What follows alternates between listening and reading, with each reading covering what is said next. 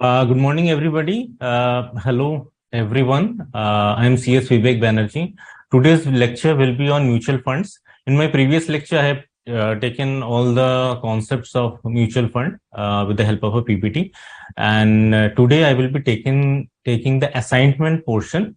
You must have downloaded the assignment, or you must have kept the assignment portion handy. Even if it's not the case, even if it's not with you, the questions are in front of you. So whenever I am just taking the question, you are requested to at least keep the screenshot so that you will able to solve the problem along with me. So now begin this session of mutual fund, the assignment portion. Is good morning, Viraj. Okay. Now, please read the first question very carefully. Mr. A can earn a return of 16% by investing in equity shares on his own. Now he is considering a recently announced equity-based mutual fund scheme in which initial expenses are 5.5% and annual recurring expenses are 1.5%. So how much should the mutual fund earn to provide Mr. A return of 16%? So the question is asking that A wants to earn a return of 16% and mutual fund will give a return of 16% to Mr. A. Mr. A, who is an investor in mutual fund, wants a return of 16%. But before giving the return of 16% to Mr. A, the mutual fund's earning must have been more, because their expense ratio we have discussed in my previous lecture, that the mutual fund had certain expenses. That is, they have to pay the staff, the mutual fund managers, and the research and development expenses, travel expenses. So these sort of expenses, the mutual fund deduct from its return, and the rest of the amount, the final amount, is transferred to the investors. So if the A's return is 16%, then mutual funds return must be more. Okay. So this is the basic concept. By this by keeping this thing in mind, the problem has to be solved. So let us solve this question first.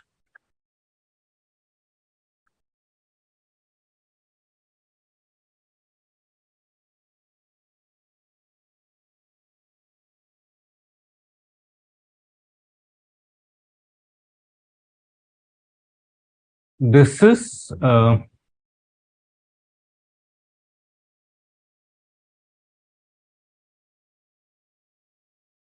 answer to question number 1. It can be solved by two methods.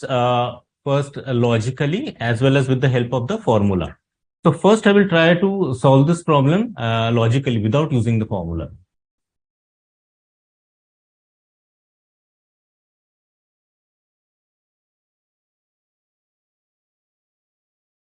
Okay.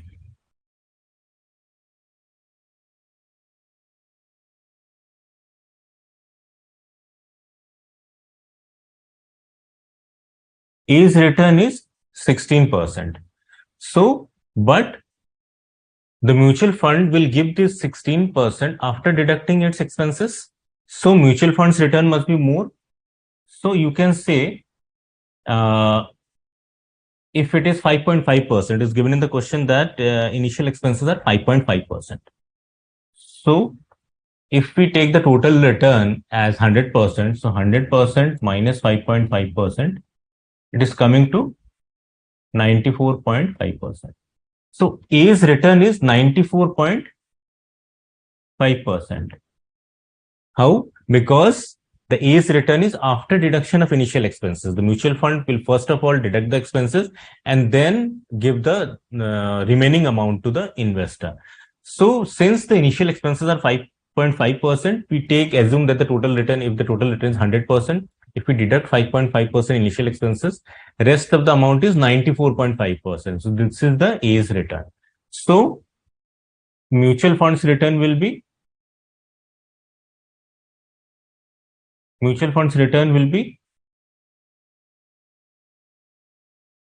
this is 100 upon 94.5. Okay. So let us calculate it.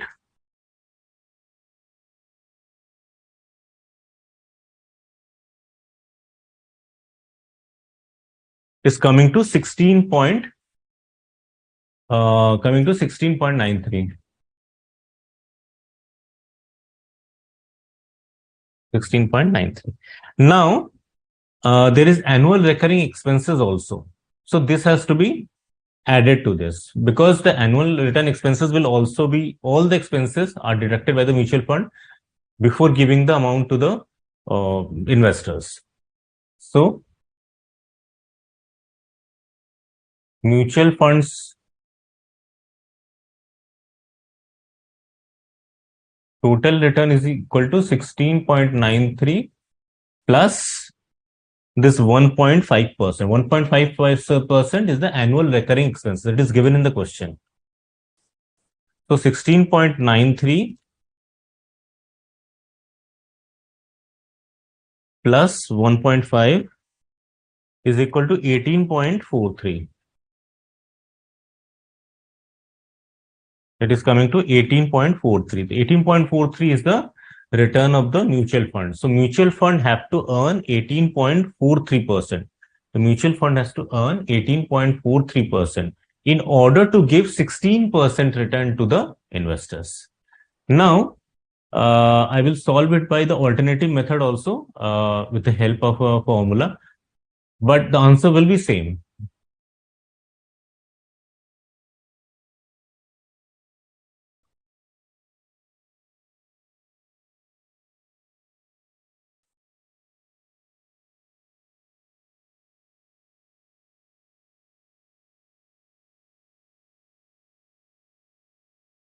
Okay. So for this, let us suppose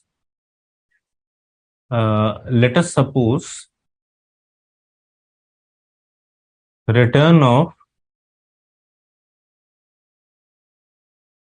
Mr. A, Mr. AB R1. Okay, return of, let us suppose return of Mr. AB R1 and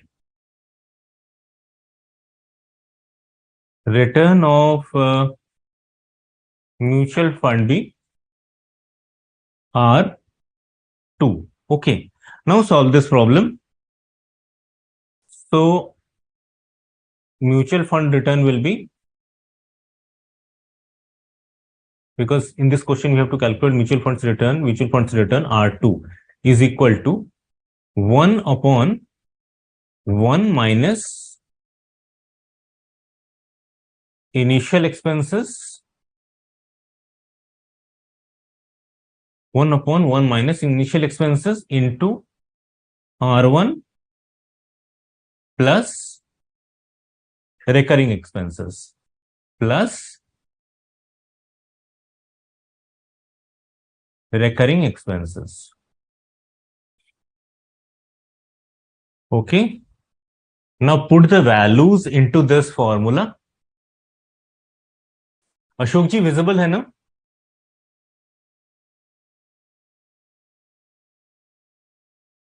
ठीक. So 1 upon 1 minus initial expenses given in the question 5.5. R1 is 16%. R1 is 16% and recurring expenses 1.5. So let us calculate this portion.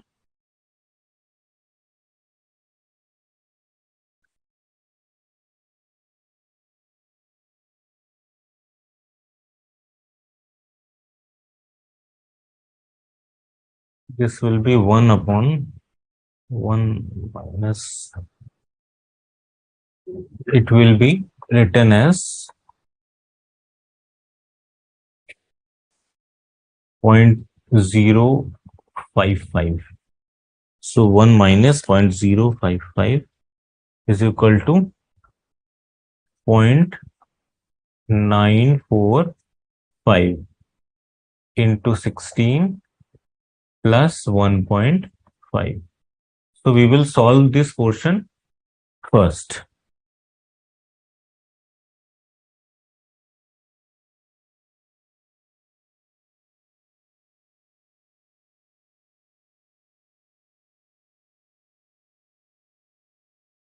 0.43, the same answer which has been coming earlier. So whether we use the formula or whether we can solve it this way, this is the actually the same. So if you can see 16 into this portion, 16 into 100 upon 94.5, and here this is the same situation, 16 multiplied by 1 upon 0.945. This is same. 100 upon 94.5 will 100 upon 94.5 will come to 1 upon 0.945. And then we have added the recurring expenses 1.5 as we did in the first method. Okay, so by both these methods, the answer will be same. So I hope you have understood. In this question, what it was asking, how much return should A should earn 16% return. In order to give A, the investor, 16% return, how much the mutual fund should earn. So obviously the mutual fund should earn more because it has certain expenses, expense ratio it has to take care of certain expense ratios. So by this way, we have solved this problem. Any question in regard to this solution, please go on.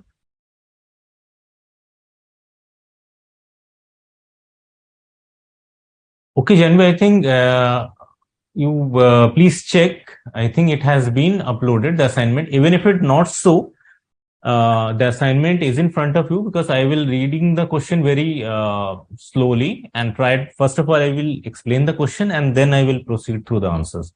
So you can take the screenshot also and and then you can solve it alongside with me. Okay.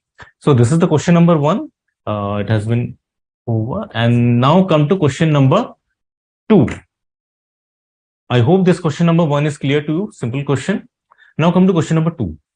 A mutual fund that had a net asset value of rupees 20 at the beginning of the month made income and okay. Kaushik is asking why have taken 5.5 and 1.5 is a separate treatment. Actually, Kaushik, this 1.5 is the annual recurring expenses. See, this 1.5 is actually the annual recurring expenses. So therefore it has been added later.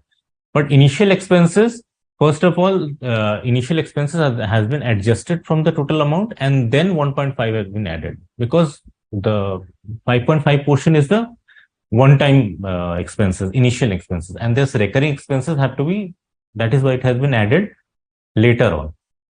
Because this is the 1.5 is a recurring expenses and 5.5 is a initial expense. I hope it is now clear to you why it has been taken, both of them have been taken separately. Okay, now come to question number 2. Mutual fund net asset value 20 at the beginning. Income and capital gain has been given. Income is 0.0375. Capital gain is 0.03. And then ended the month with a net asset value of 20.6. So in the question, if you can see that this rupees 20 is the opening NAV. Okay.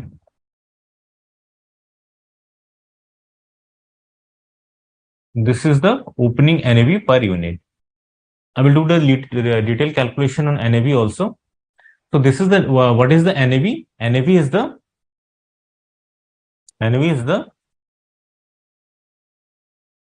market value of securities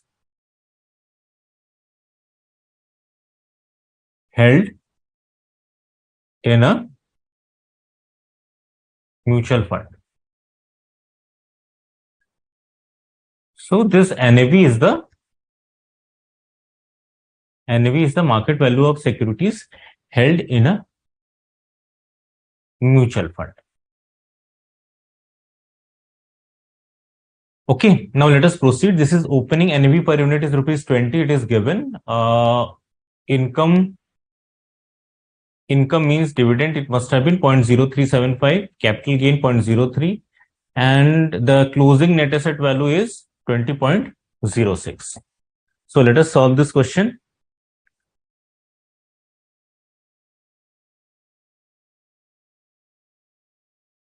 This is basically answer to question number 2.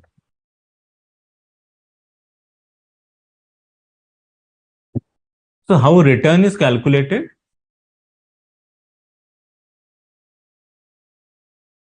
Return is equal to closing NAV, that is closing net assets value, minus opening net asset value plus dividend or any income plus CG, means capital gain,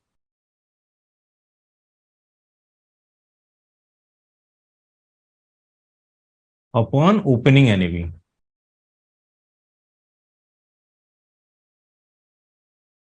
Okay, so this is the return basically. Now put the figures into the formula. Yes. What is the closing NAV? 20.06 less opening NAV. Opening NAV is also given in the question, 20 plus dividend, it is 0.0375 plus capital gain, it is 0.03,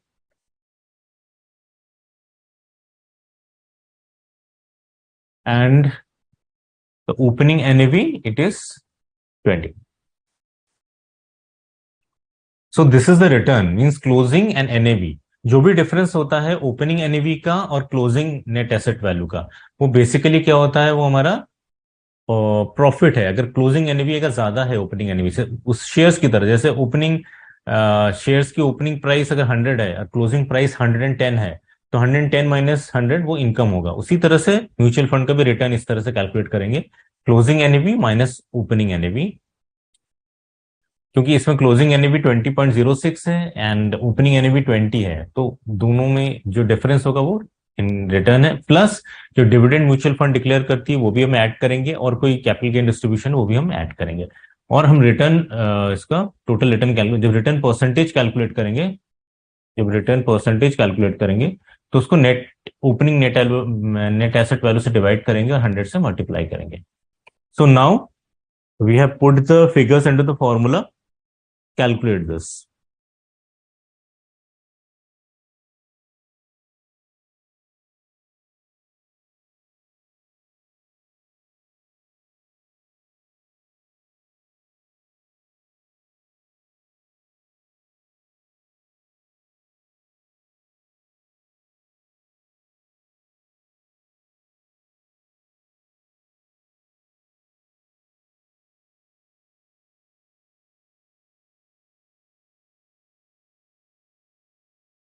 A second.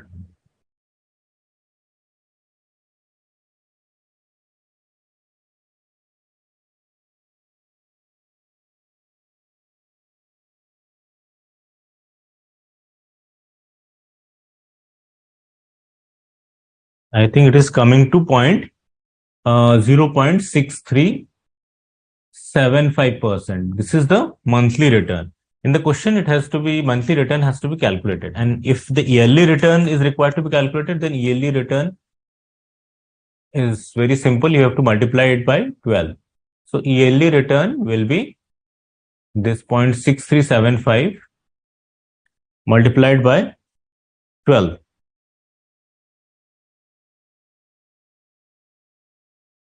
Multiplied by 12. So it will be 7.65%. So I think this return calculation is simple. Any question in this up till now?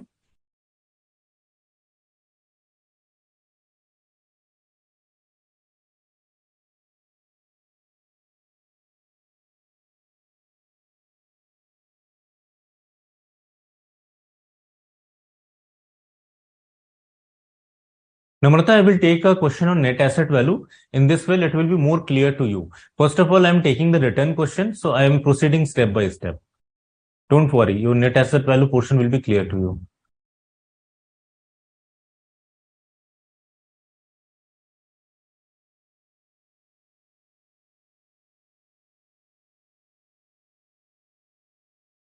Okay. Now come to the next question.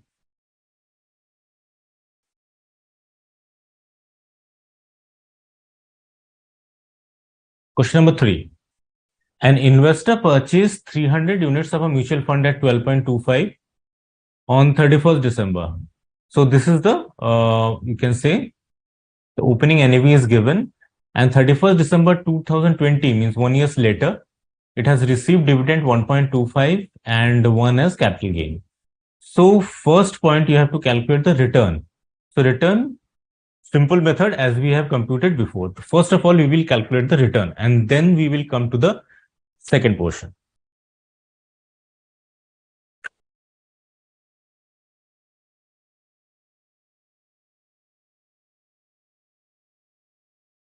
Now this is answer to question number 3.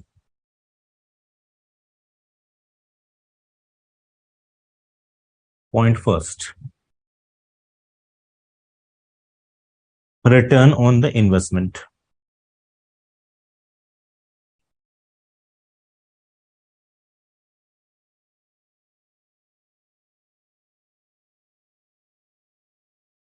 So return on investment, the same way. What was the formula? It has been given earlier. This is closing NAV minus opening NAV plus dividend plus capital gain divided by opening NAV. The same method. So what is the closing NAV given in the question? The closing NAV is 13. Closing NAV per unit is 13. Opening NAV 12.25.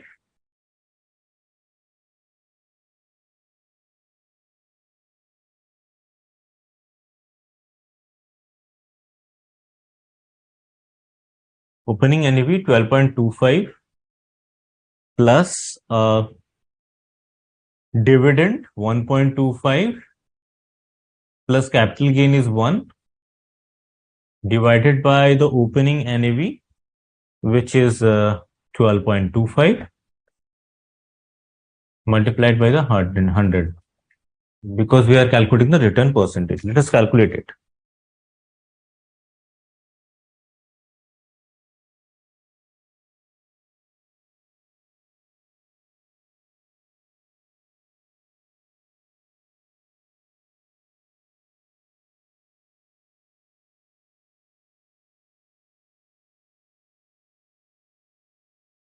So it is basically coming to 24.49.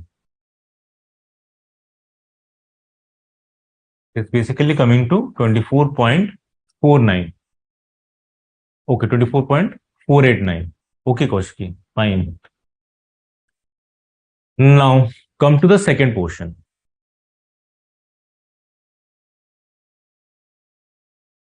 I will take the question first. Okay, now what is asking in the second portion? The return on the investment as on 31st December 2020, if all dividends and capital gain distributions are reinvested into additional units of the fund at 12.5 per unit.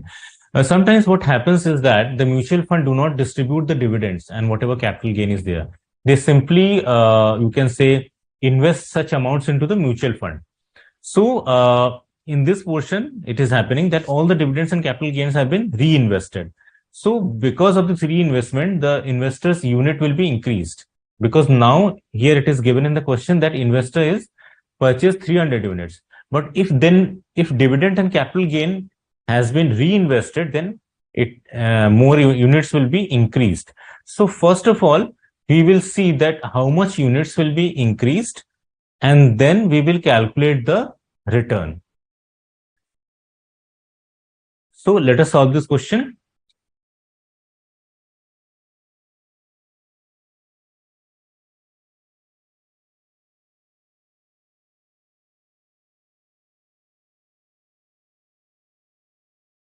Okay.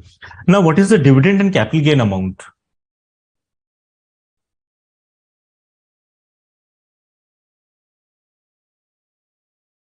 Total dividend and capital gain. It is actually coming to 1.25 is dividend and 1 is capital gain. So it is basically 2. 2.25 per unit. 2.25 per unit. So it is total dividend and capital gain. It is basically coming to per unit amount.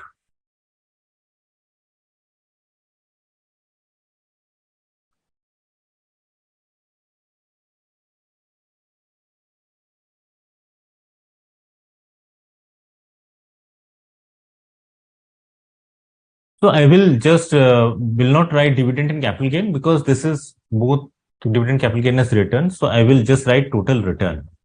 So total return will be 2 point that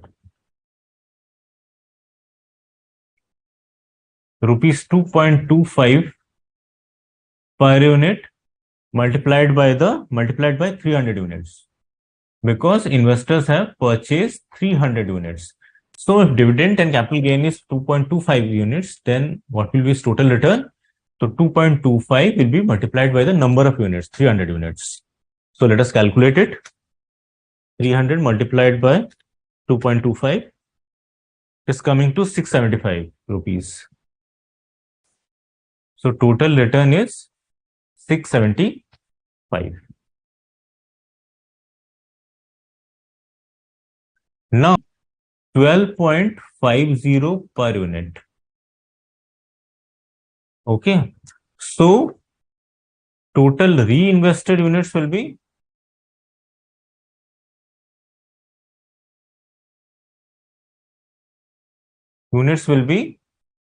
rupees 675 divided by 12.5 per unit divided by 12.50 per unit. Okay. So let us calculate it. 675 divided by 12.5 is coming to 54 units. सो आपने देखा कि units जो है वो increase हो गया. कैसे increase हो गया? क्योंकि क्वेश्चन में लिखा हुआ है कि इन्वेस्टर्स को जितना भी डिविडेंड, जितना भी कैपिटल गेन मिला, उसको फिर यूनिट्स में री इन्वेस्ट किया. तो हमने उसको कैसे निकाला, कितनी यूनिट्स री इन्वेस्ट किए? सबसे पहले हमने टोटल रिटर्न निकाला per unit. Dividend 1 and this dividend 1.25 and capital gain 1, तो total 2.25 per unit. Total number of units कितना है? 300. तो 300 को 2.25 से हमने यहाँ पे मल्टीप्लाई किया, आया 675 रुपीज. अब कितनी यूनिट पे री इन्वेस्ट किया? 12.5 पर यूनिट के रेट से. तो 675 is the total return. If we divide it by the unit cost 12.5, then the total reinvest units will be found, that is 54 units. So अब कितनी यूनिट्स हो गए? Now there will be, now total units are, earlier it was 300. Now because of reinvestment, units have increased 54. So total will be 300 plus 54, 354 units. Okay. So now we can able to calculate the return. Yes, closing NAV minus opening NAV. Dividend and capital gain has also already been adjusted here. So it will not be taken again. So let us calculate the return. Because in this portion, if you see the assignment portion here, the return on investment, it is asking that. Okay.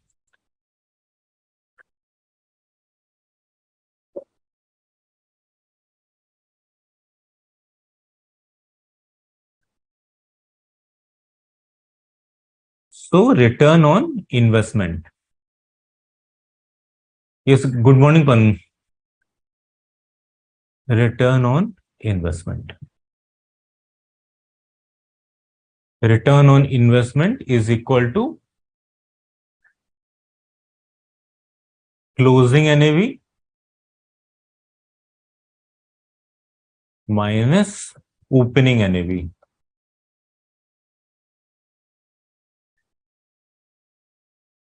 What is the closing NAV? Closing NAV, total number of units we have found 354 units, Units have been increased because of reinvestment. So it will be 354 units. And what is the closing NAV per unit? It is given 13, given in the question here. 13, this is closing NAV, opening NAV 12.25. Okay. So it will be multiplied by rupees 13 per unit.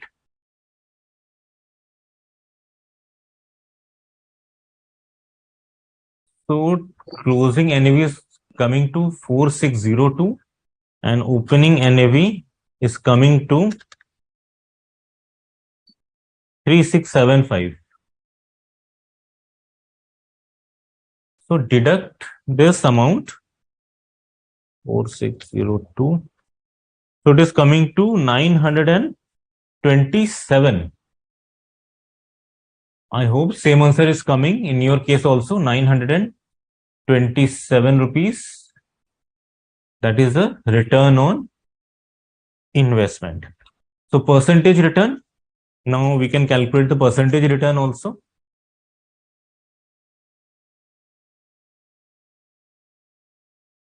Percentage return is equal to 927 divided by the initial investment. Initial investment is this, opening NAV 3675 into 100.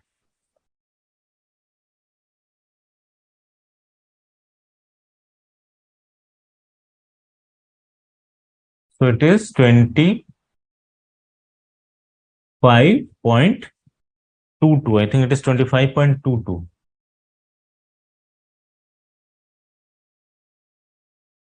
Okay. I think the same answer is coming to you, 24.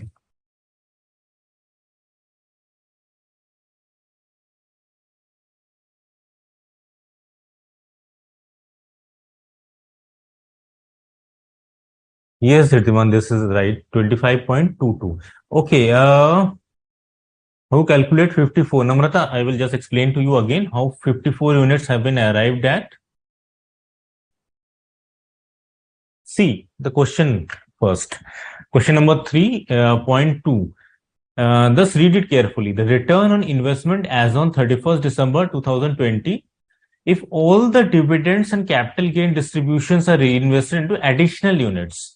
So what the mutual fund is doing is that it is not giving the dividend and capital gain to the investor. It is actually utilizing that amount further into the mutual fund. Mutual fund, it is फिर से reinvest कर रही है mutual fund में. So we have to calculate how much units, additional units are there because of the reinvestment.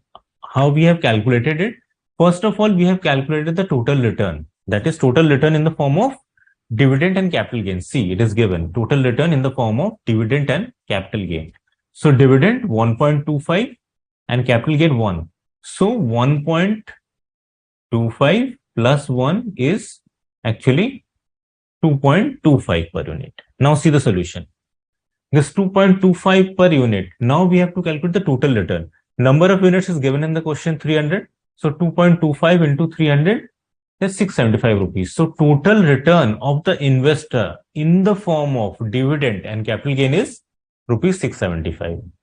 And it is given in the question also that units have been reinvested at 12.5. It is given in the question. This units have been reinvested at 12.5. So it is given units reinvested at 12.5. So total reinvestment amount 675 divided by 12.5 per unit. The units are coming to 54 units. Okay, so by this the 54 units have came. Initial units 300 and because of reinvestment 54 units. So 300 plus 54, 354. 354 is the total number of units. From that, we can easily calculate the return. We know how to calculate the return. Closing NAV minus opening NAV. So closing NAV now, there are not 300 units, 354 units because of reinvestment. So 354 into rupees 13, the closing NAV price, it is given in the question, minus opening NAV. Opening NAV 300 units multiplied by the opening per unit cost 12.25. It is also given in the question. So the return on investment is 927. This is the return on investment. From this, we can calculate the percentage return also. Percentage return, the total investment. Thank you. Total return on investment divided by initial investment, that is 3675 into 100. So 25.22 is the percentage return of the investor. Okay. I hope it is now clear to you. Fine.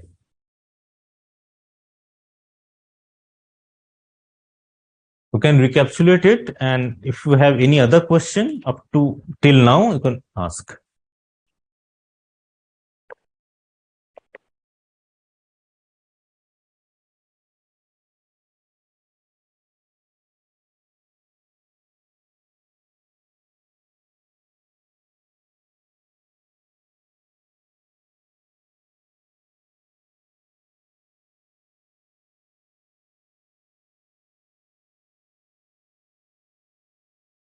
Just give me a second.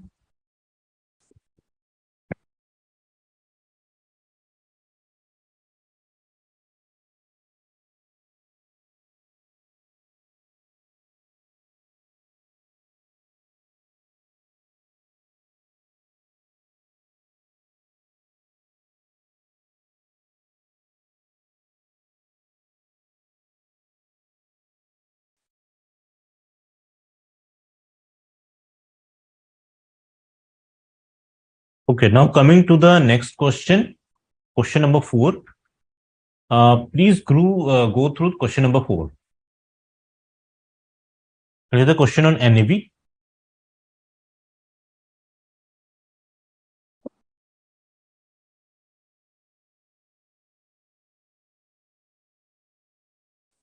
In my last lecture, I have cleared the concept of the NAV also. So please, read the question carefully and see that if you can attempt it on your own.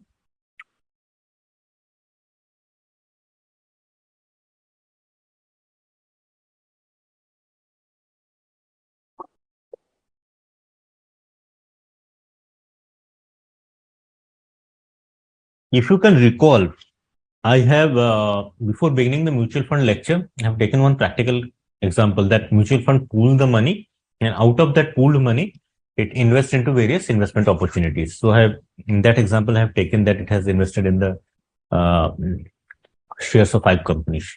So here in this question, there are 4 companies. Mutual fund have invested in 4 companies: Nairobi Limited, Dakar Limited, Senegal Limited, and Cairo Limited. Number of shares is there, market price is there. So from that, we can easily calculate the market value. Number of shares multiplied by market price per share, right?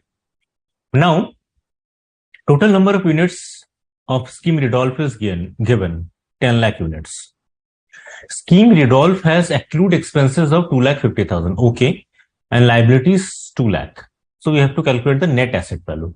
So net asset value is basically net assets minus liabilities. So what are the assets? These are the assets. The investment of the mutual fund are its assets. And liabilities are given, that is accrued expenses 2,50,000 and other liabilities 2 lakh. So we deduct, first of all, we calculate the market value by multiplying the number of shares into market price per share.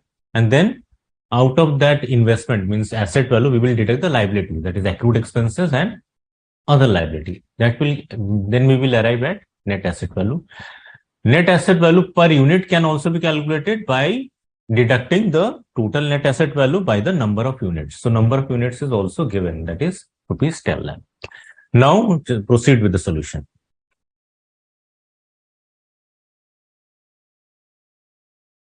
This is a solution to question number 4.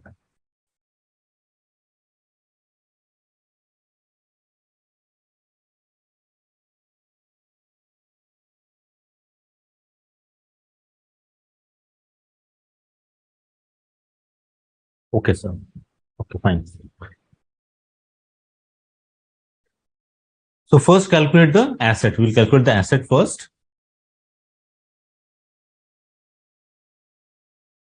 Company, number of shares, market price per share, and market value.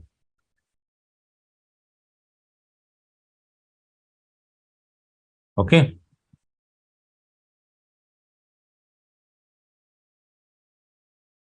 Company, I will take the short form Nairobi Limited, Dakar Limited, Senegal Limited, and Cairo Limited. Number of shares 25,000, 35,000 in case of Dakar, 29,000, 40,000. Market price per share 20, 300, 380, 500. Now let us calculate the market value. Please calculate the market value.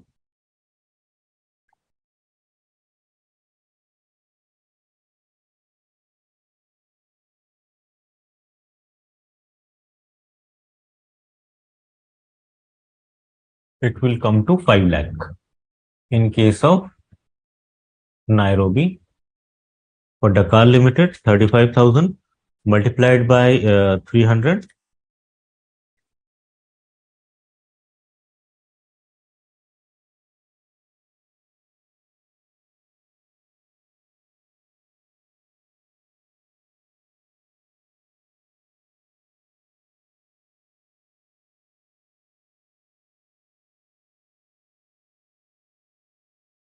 Zero. Then coming to Senegal, 29,000 into 380,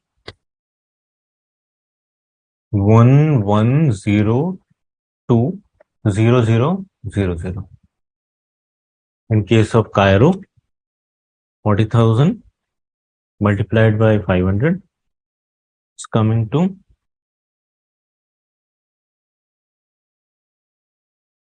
2 crore.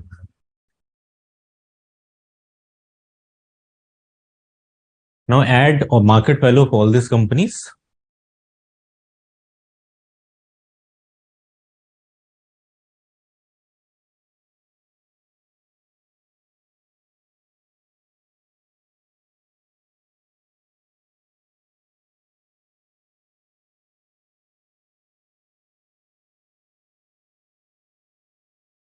Is coming to 420200.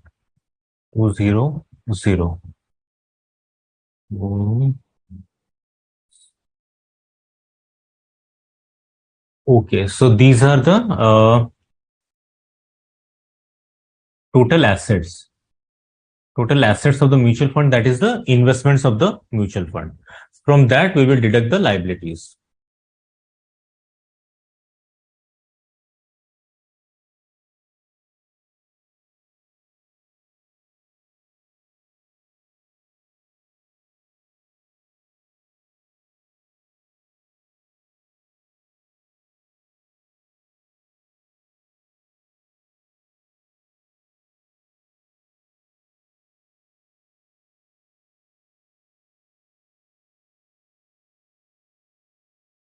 Is fine, Namrata, you calculated very early.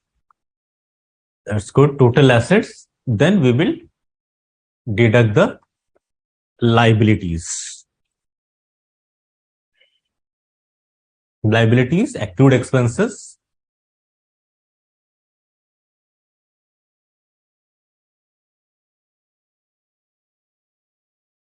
Accrued expenses 2,50,000 less other liabilities.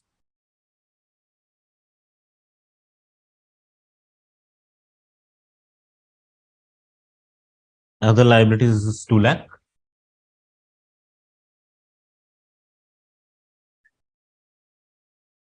Let us calculate it.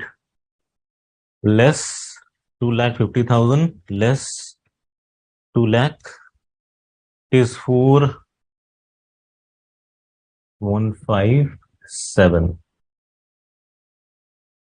0 0 0. So it is the net asset value. That is total assets less liabilities. Now we will calculate the net asset value per unit or NAV per unit.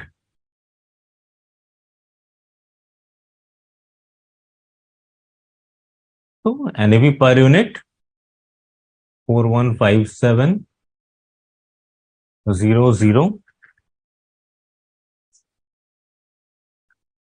divided by the number of units. Number of units, it is given in the question, it is 10 lakh. So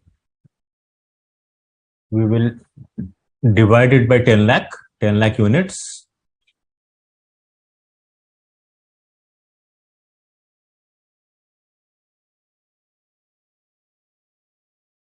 It is coming to 41.57. It is 41.57. So see, others are also able to, same answer is coming or not, 45.7, yes. Namrata has solved it earlier. Kaushik, yes, 41.57. Okay. 41.57. Fine. I think most of you have now getting this answer, and it's very simple NAV calculation. Total assets, we have calculated the total assets. Total assets are the investments of the mutual fund.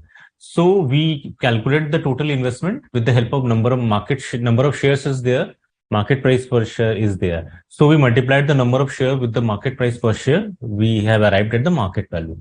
So we sum up all the market value of all the companies in which the mutual fund have invested. The total amount we have arrived at is this 4 crore 20 lakh 20,000. Out of that, we deducted the expenses, liabilities. And after deducting the liabilities, we have arrived at the net asset value, which is arrived at 4 crore 15 lakh 70,000. And after that, we calculated the net asset value per unit by dividing the total net asset value upon the number of units. Number of units is given in the question, that is 10 lakh units.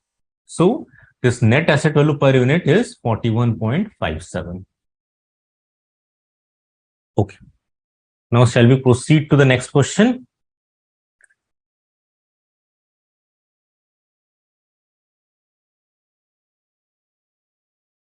Yes, Namrata, this type of question can be asked in exam, net asset value question. So I'm starting from the simple question. I have proceeded sequence-wise, return, then NAV, then difficulty level will be increased, because in the initial stages, the calculation of return and the NAV must be clear to you.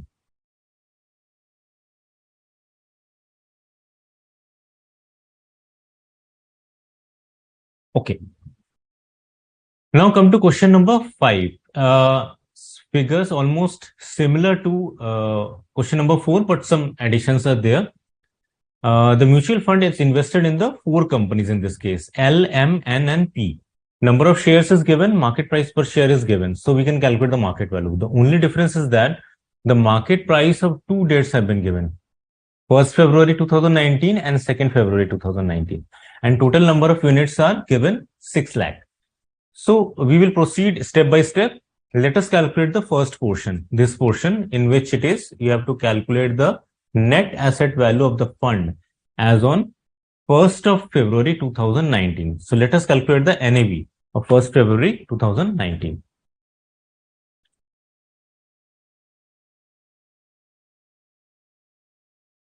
Let us take them from next page onwards.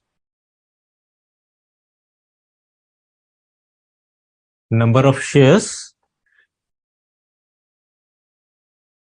market price per share on 1st February 1st February 2019 and market value.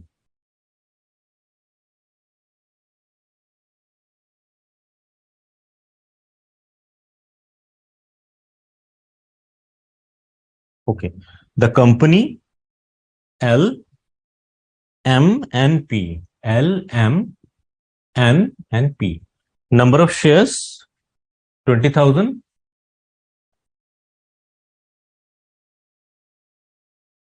30,000.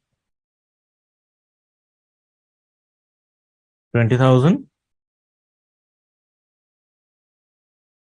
60,000. Market price per unit on 1st of February. You have to take the market price on 1st February 20. Then 312.40. In case of M, in case of N, it is 361. 361.20. And in case of P, it is 505.10. Now let us calculate the market value.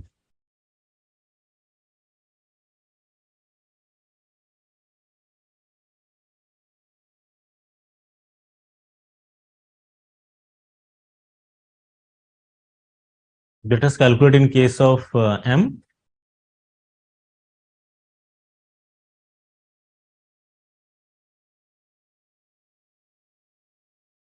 Coming to 93 lakh, 72,000.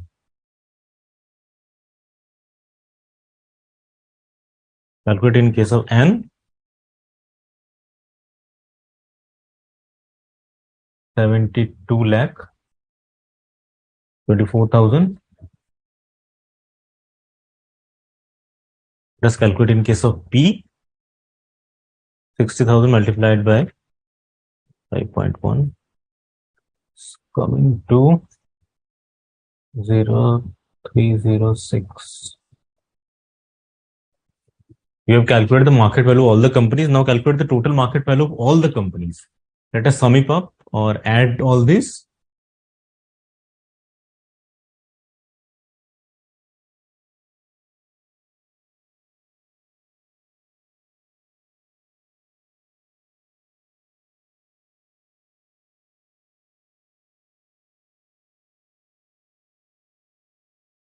$47,302.00 is coming to actually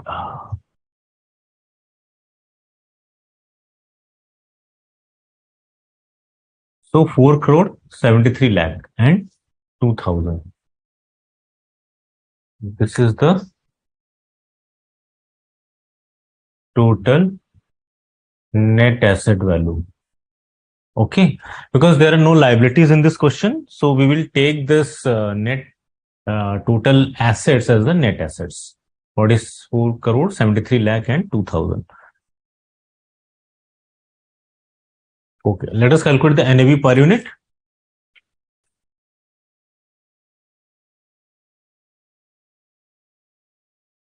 Net asset value per unit is equal to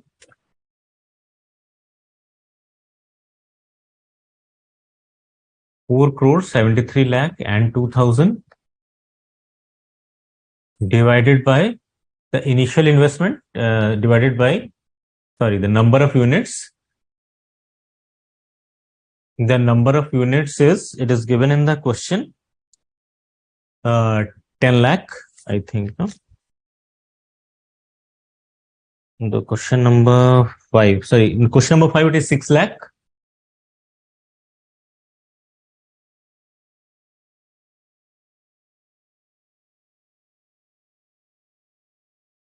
Six lakh units. Let us calculate it.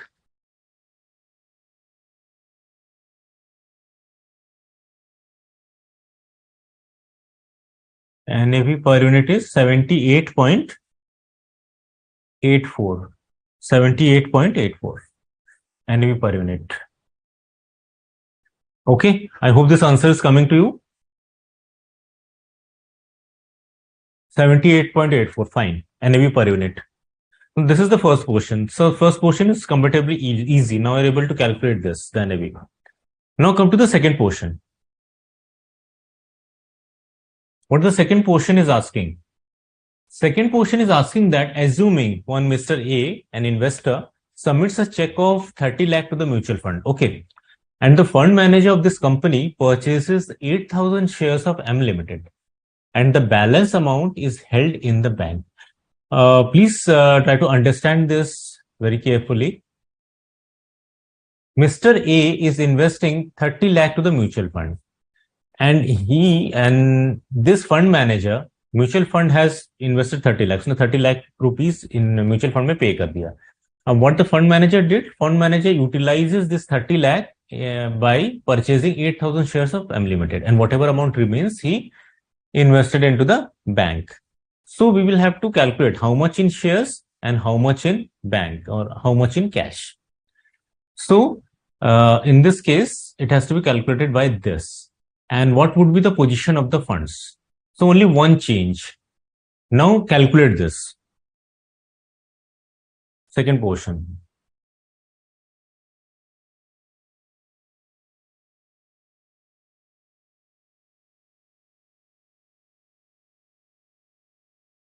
Mr. A has submits a check of 30 lakh to the fund and purchases 8,000 shares of M Limited. So M Limited, what is the 8,000 shares of M Limited now? 8,000 shares. Now, what is the market price of this M Limited? Let us see. This market price of M Limited is 312.40. Okay. So we'll multiply 8,000 shares into 312.40. Okay. So 8,000 shares into 312.40 per share is equal to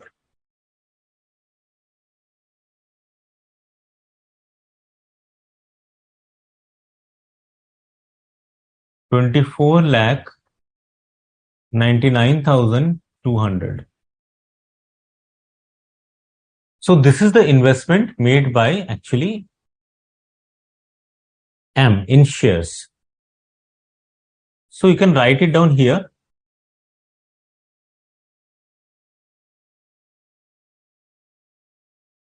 Investment in M Limited. Investment in M Limited.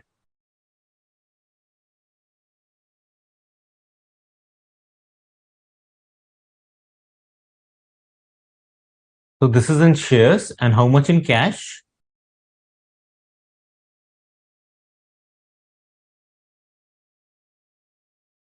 The balance amount will be in cash. So how much will be in cash?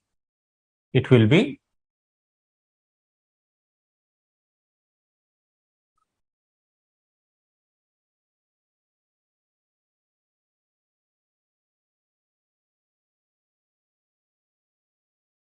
what is the total investment? 30 lakh minus 29,99,200. Out of 30 lakh, 24,000. I think it is coming to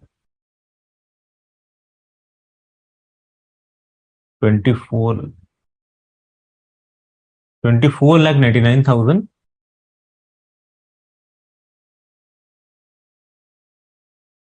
24 lakh 99,200. It is coming, no? 24 lakh 99,200. I think this amount. I will write it down clearly again. 24 lakh 99,200. You can again check that amount. I will check it again. Yes, it is 24 lakh 99,200. So out of 30 lakh investment, 24 lakh 99,200 has been in shares. So rest of the amount will be in, obviously be in cash. How much in cash? 30 lakh minus 24 lakh 99,000. So this 5 lakh 800 will be in cash.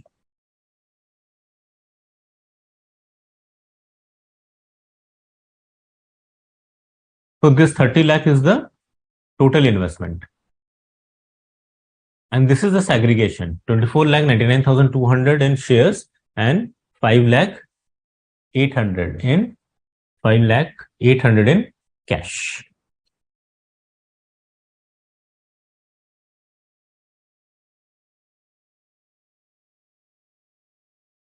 Now, what will be the position? Position will be changed.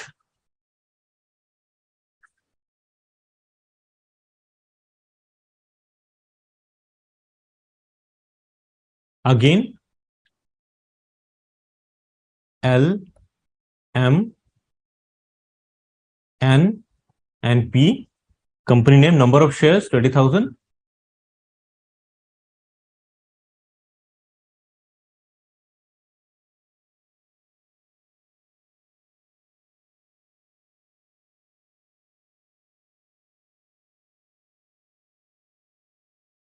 Number of shares on market price on 1st February 2019,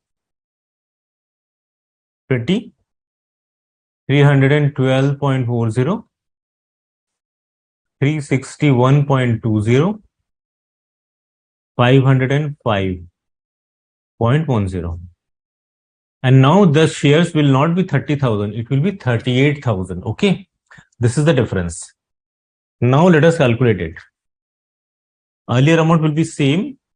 This 20,000 multiplied by 20. This will market value. In case of L will be 4 lakh. And this will be 38,000 multiplied by 312.4.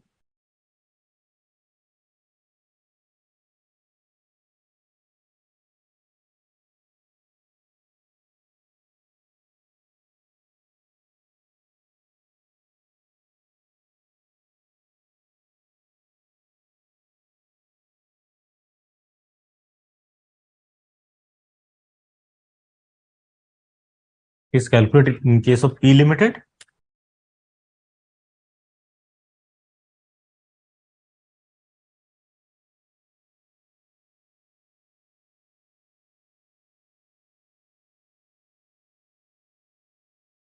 Now add all these figures.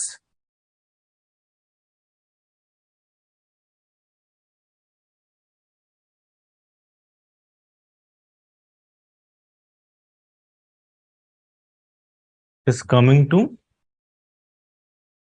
49,81,200.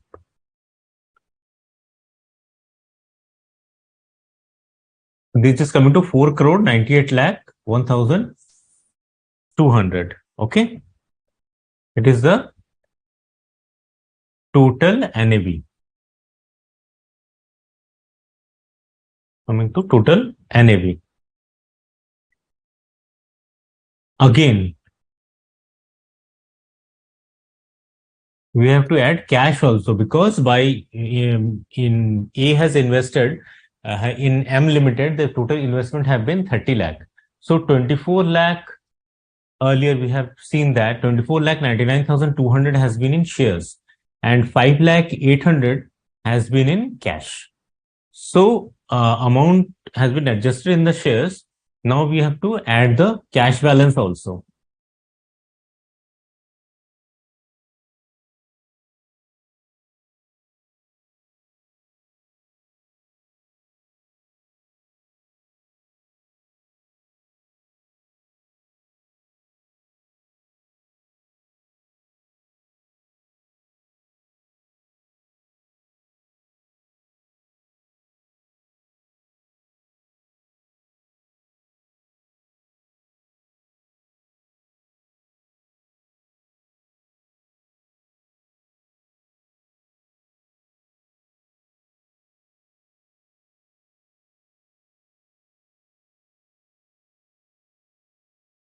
So here it is coming the NAV 50,302,00.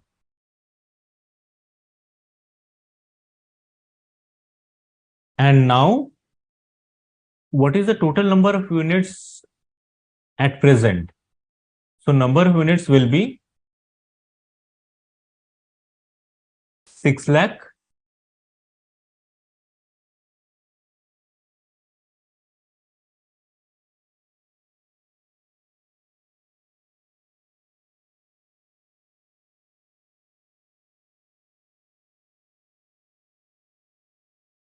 So it is basically 6 lakh plus 38,051 plus 75. So total number of units are 6 lakh plus 38,051.75.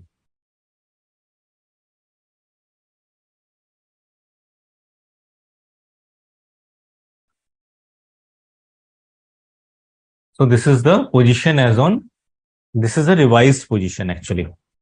So how we have proceeded this? In the second aspect, it is given in the question that it is given in the question that Mr. A has submitted a check of 30 lakh. And out of this 30 lakh, some portion have been invested in shares and some portion in cash. So we have to calculate that how many amount has been invested in shares and how many amount has been invested in cash. So this calculation is there here. So it is 8,000 shares. We multiply it by 312.4. This 312.4 is given in the question. That is, it is the market price per share of M Limited. So we multiplied the 8,000 shares into market price, and total amount arrived at is 24,99,200. And but total investment has been 30 lakh. So we deducted 30 lakh minus 24,99,200. So remaining amount is 5,08,000. So 24,99,200 plus 5,08,000, total 30 lakh investment has been made. Now what will be the revised position because of this investment by M Limited? We will see. Only change will be in M Limited, because earlier it was 30,000 shares. Now it is 38,000 shares. So this is the revised position. We have also added cash because 5,08,000 has been in cash also. So NAV now has been changes to 5030, means 5 crore 30 lakh 2,000. Now what will be the number of units? Earlier the number of units was 6 lakh. Now it has been increased. Why? Because of 30 lakh investment. So this 30 lakh investment has to be converted in units. As you remember in my previous question, you must have recalled now that whatever dividend and capital gain was there has been converted into units, the reinvestment amount, because the mutual fund reinvested the dividend and capital gains. So in this case also, whatever investment has been made has to be converted into units. So the total investment was rupees 30 lakh and NAV arrived at was 78.84. How this NAV is arrived at?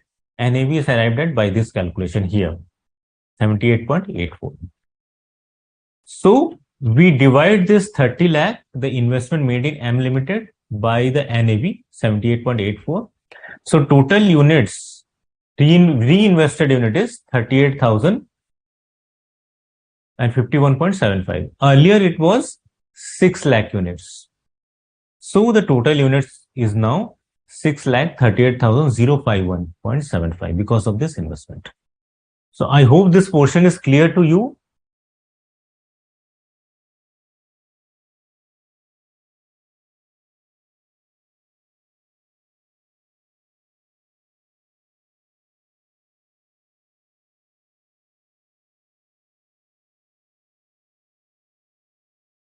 Fine, sure. Kaushiki, in this case, net asset value per share, if you can calculate it, you may not calculate it because in this second aspect, it is asking what is the position of the fund. So even if you do not calculate net asset value per share, then it is fine. 38,000, Kaushik is again asking how 38,051.75 is arrived at. I think now it is clear to you. I think now it is clear to you because total investment rupees 30 lakh. Okay. And from this 30 lakh, the net asset value is 78.84 has been divided. So total जो investment था, mister A ने जो mutual fund में पैसा लगाया वो 30 लाख का था, और उस 30 लाख में से म्यूचुअल फंड ने कुछ अमाउंट शेयर्स में लगाया, कुछ अमाउंट जो है कैश में था। तो कितना कैश में लगाया, कितना शेयर्स में लगा, ये हमने कैलकुलेट किया कि शेयर्स में 24,99,200 लगाया और कैश जो था वो 5,08,000 था। अब जो 30 लाख पूरा इन्वेस्टमेंट था उसको अगर हम यूनिट्स में कन्वर्ट करें तो कैसे कन्वर्ट करेंगे, कर सकते हैं, जो 30 लाख का टोटल इन्वेस्टमेंट है प्लस 78.84 जो है वो पर यूनिट एनएवी है, वो कैसे आया, हमने यहाँ पे निकाला per unit NAV per unit, यहाँ पे 78.84 का 78। तो टोटल जो इन्वेस्टमेंट था 30 लाख, उसको 78.84, this is 78.84 per unit. Okay, तो टोटल यूनिट जो आया वो आया 38,000 यूनिट है, 38,051.75। पहले कितना यूनिट था, 6 लाख, अभी कितना यूनिट है, 38,051.75। तो दोनों को ऐड किया, टोटल नंबर ऑफ यूनिट्स आ गया 6,38,051.75।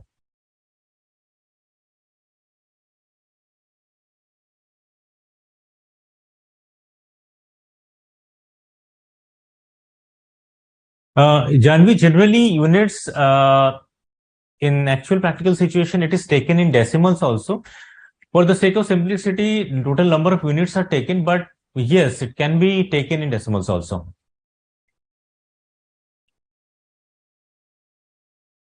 Now, come to the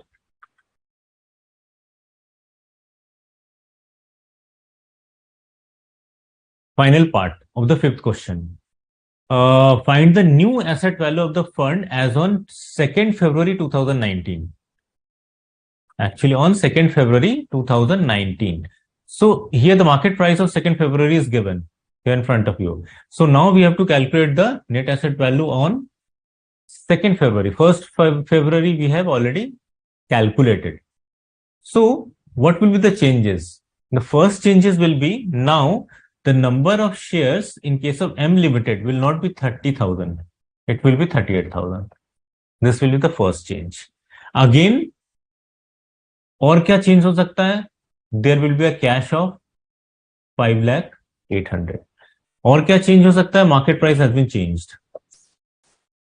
and what other change, what other change, the units have been increased. Now the number of units is not 6 lakh as is given in the question. Now the number of units is 6 lakh 38,051.75 units.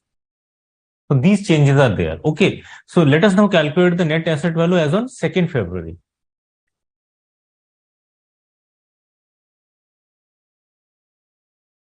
Let us take on the next page. Now take the third portion of this question number 5. Third portion of question number 5, net asset value as on 2nd February. Same company,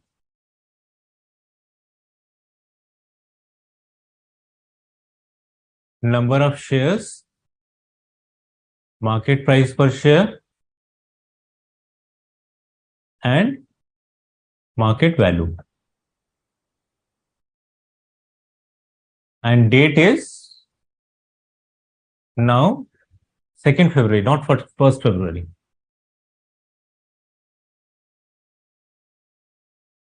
Company LMNP, you can calculate with me also side by side. 30,000, 20,000. Now the shares of M is not 30,000, it is 38,000. Okay, 20,000 in case of M, 60,000. Now the market price is changed. Take the market price as on 2nd of February.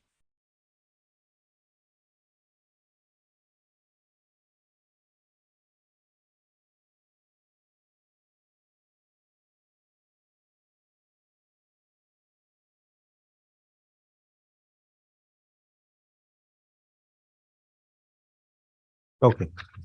Let us calculate it.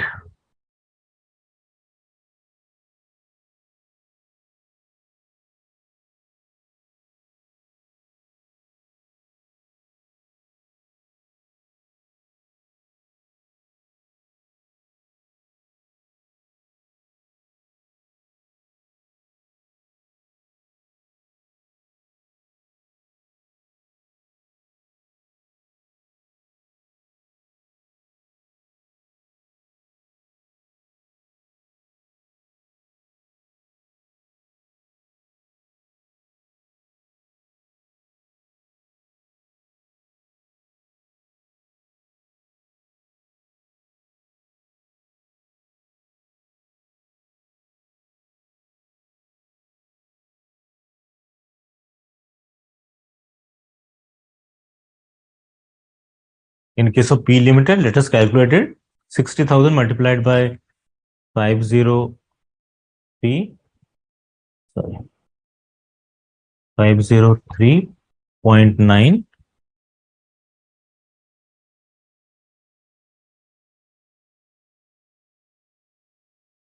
3 crore, 2,34,000. Okay. I'll write it clearly. It is 3 crore, 2,34,000. Now add all these figures.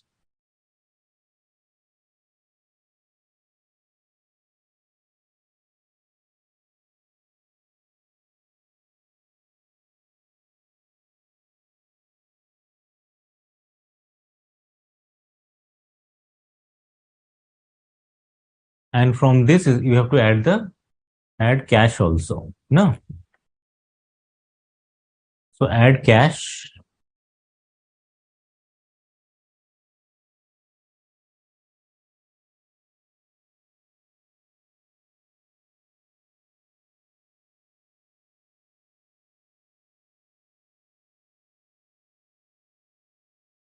Okay.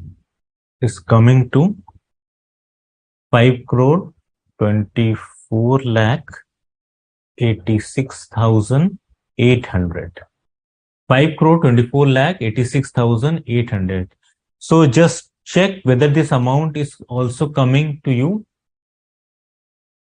It is actually net asset value, NAV. Okay. Now calculate NAV per unit.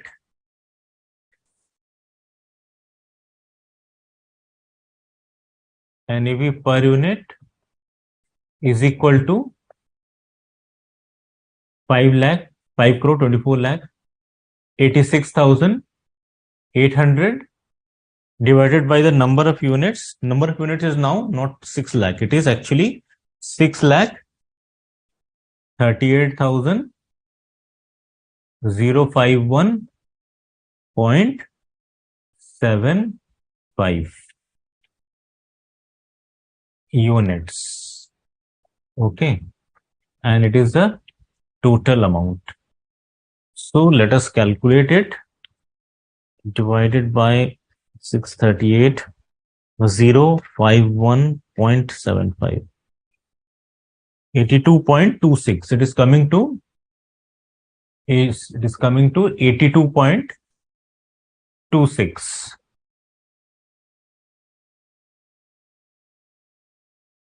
NAV per unit. So let us check the answer.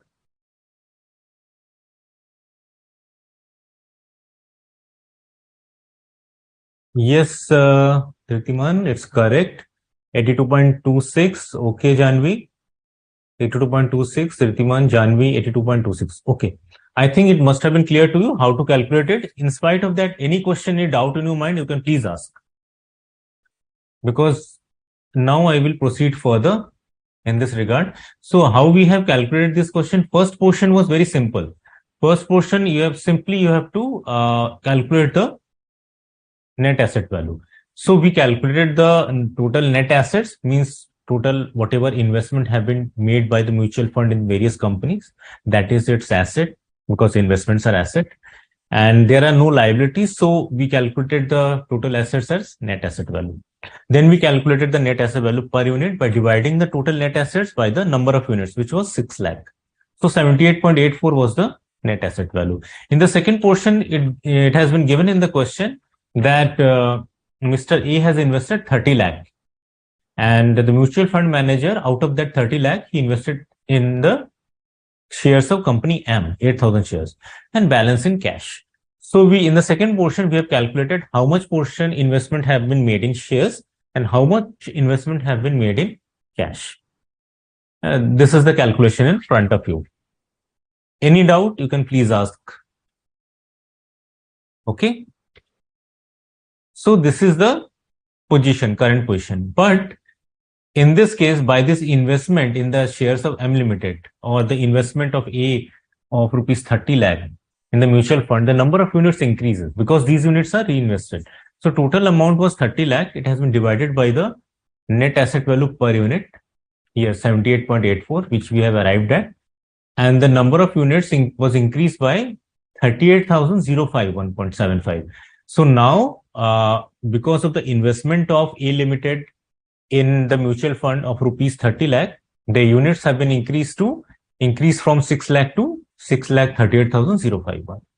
In the third position, we have to calculate the net asset value as on 2nd of February. In the first portion, we have calculated the net asset value as on 1st of February. So on 2nd of February, the market value, the net asset value have been calculated. There are certain changes because now there was no 30,000 shares. Now there are 38,000 shares because the mutual fund has invested 8,000 in the shares of company M. And there is cash of 5,80,000. There was another change. And the third change is the number of units. This increased from 6 lakh to 6,38,005. So the net asset value in this case is per unit has been coming to 82.26. Okay.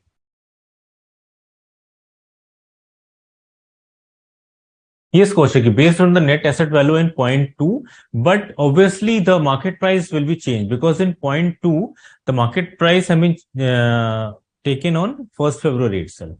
So only one change, that market price of 2nd February has been taken in point 3.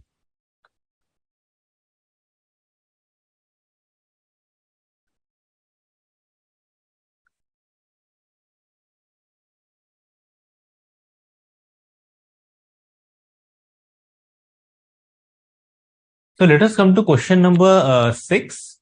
Let's go through this question. I will just give a brief of this question and I will take a brief break. And we will try to solve that question after the break. But I will just clear and just make you understand how to proceed this question. You can, in between, you can try this question also. And if any query comes to mind, you can ask me after the break. Now, let us just see question number 6.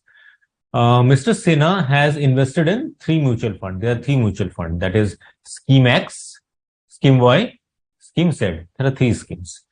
Date of investment is given in front of you. The amount of investment is given. Net asset value at entry date means opening net asset value is given per unit price. Dividend received is given and closing NAV is also given. That is, it is the opening NAV and it is the closing NAV. Okay.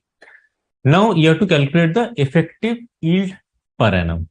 So effective yield is calculated by the simple formula.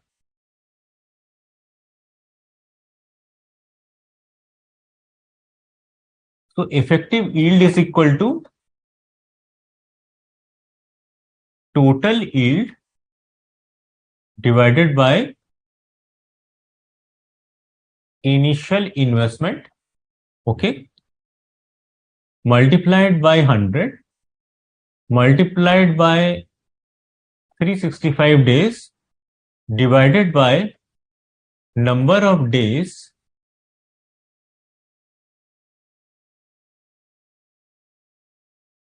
investment, number of days investment held.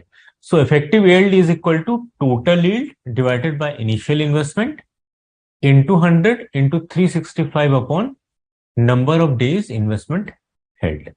So how will you calculate the total yield? You can calculate the total yield means the return at the time of the maturity, right?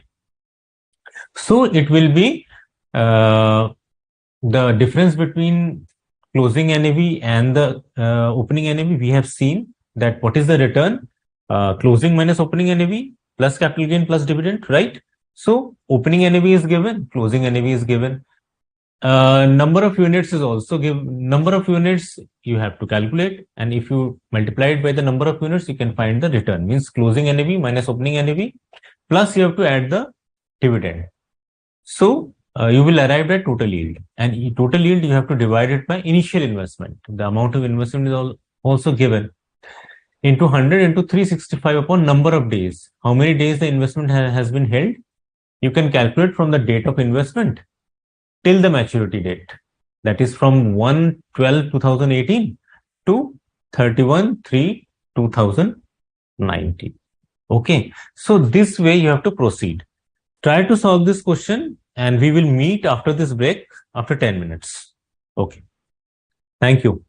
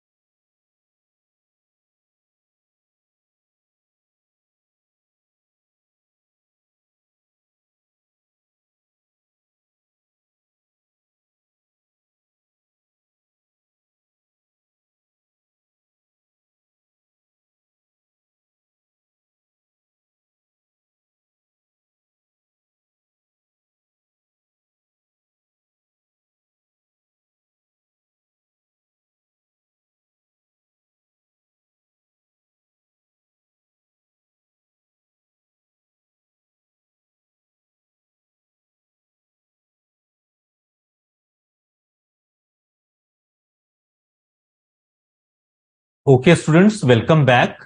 There was one query from Kaushiki that why don't we recalculate the number of additional units in point 3?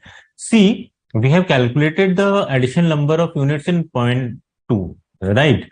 But after that, there is no further information. No? The units have been increased here. If you can see, the units have been increased to 638.051.75. This is the revised position.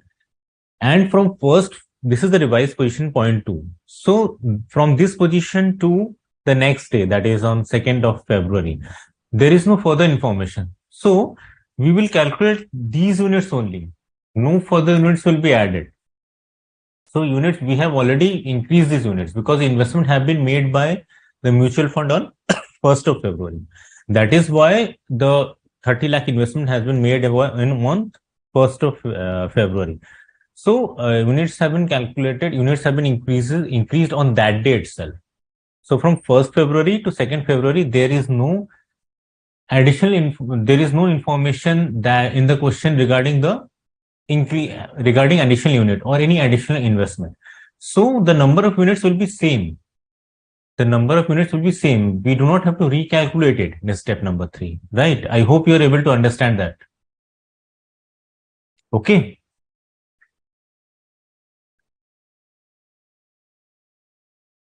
Fine.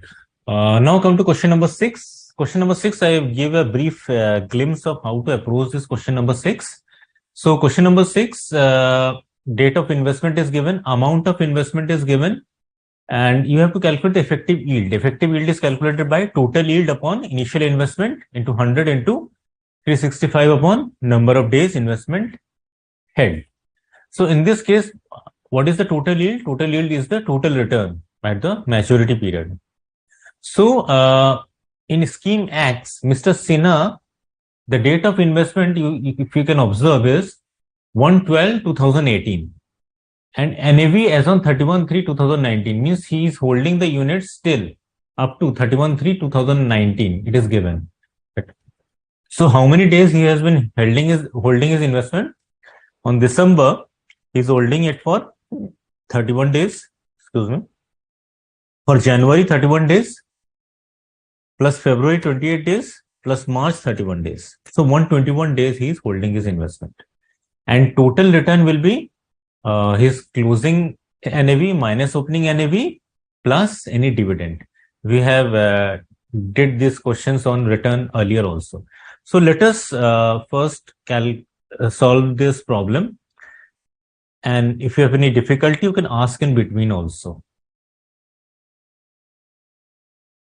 Take it at next page. So this is answer to question number 6.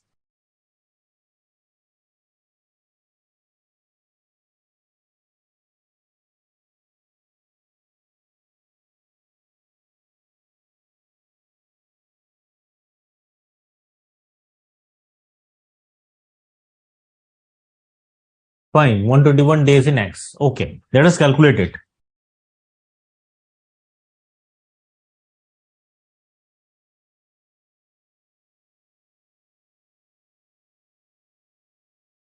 Okay, let us take the 3 scheme X, Y, and Z.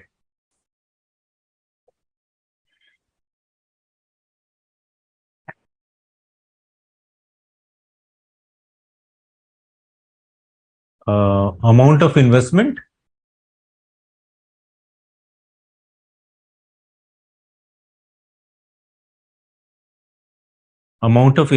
rupees 5 lakh in X, rupees 1 lakh in Y, and rupees 50,000 in Z.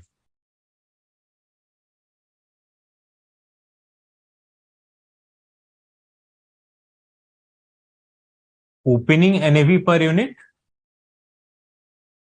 Opening NAV per unit is given in the question.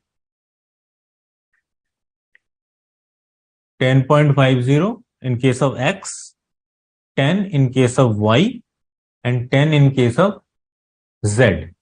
So from this, can you calculate the number of units? Yes, the number of units can be calculated. Amount of investment divided by the number of units. Okay. So if you divide 5 lakh by 10.5, you will get the number of units.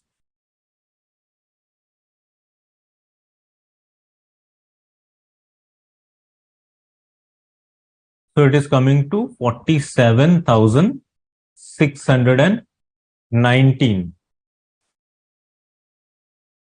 coming to 10,000, and it is coming to 5,000.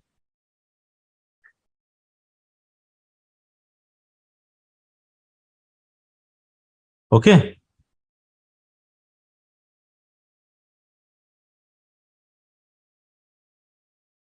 Closing NAV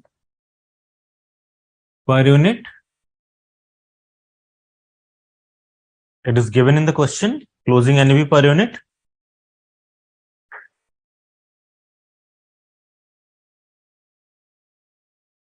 is 10.4, 10.1, and 9.80. Okay. Now closing NAV per unit has been given. Can you calculate the total closing NAV? Yes, because number of units is given. So total closing NAV or net asset value is equal to this number of units. We will multiply this number of units with the closing NAV per unit.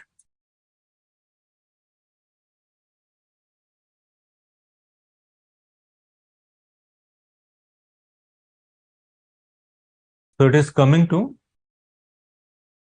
4,95,237.6.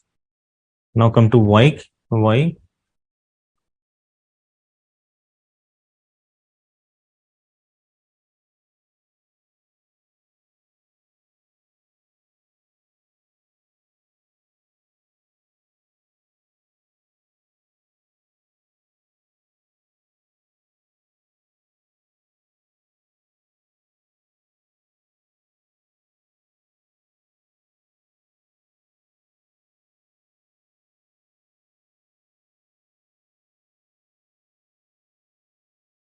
Okay, just a second, please.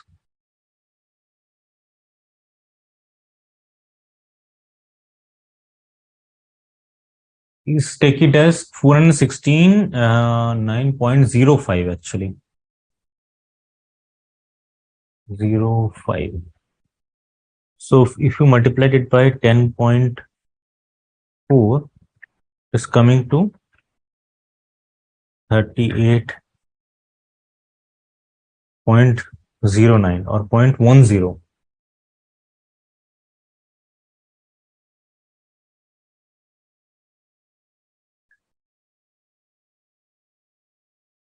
It's coming to 238.10. Now calculate the portion in case of X. So in case of Y, 10,000 multiplied by 10.1.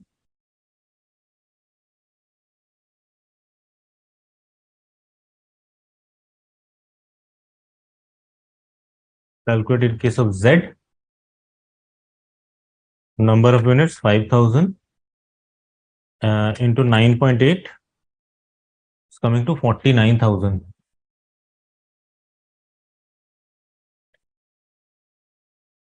So total closing NAV. So difference between opening and NAV can be easily found. Difference between closing and opening.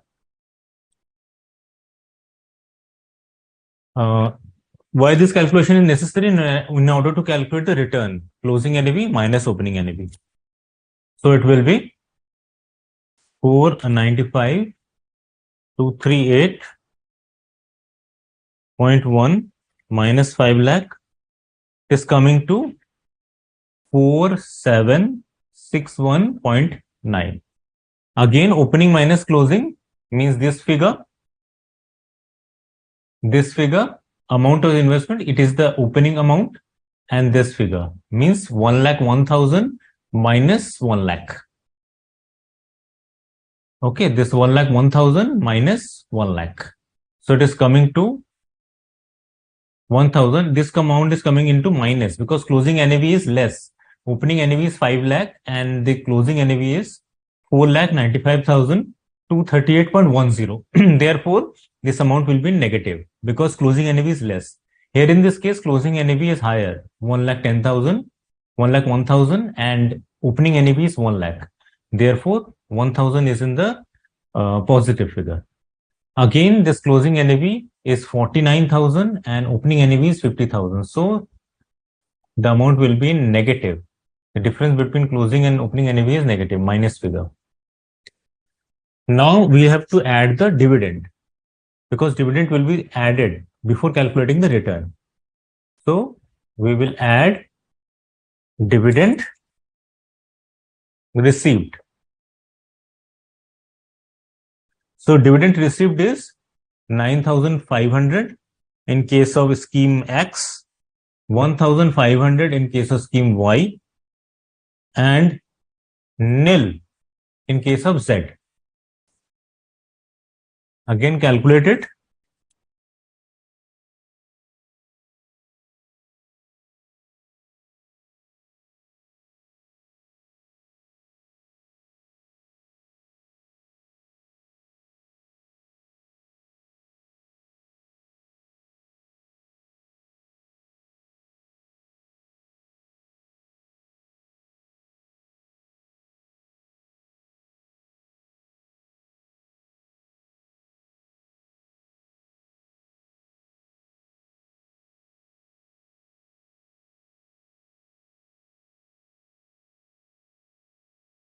So this is the total yield. So how we have calculated the total yield? We have calculated the total opening value, net asset value, total closing NAV, and closing minus opening NAV plus dividend. It will be the total yield, or it will be the total return. Now calculate the effective yield in all these three cases.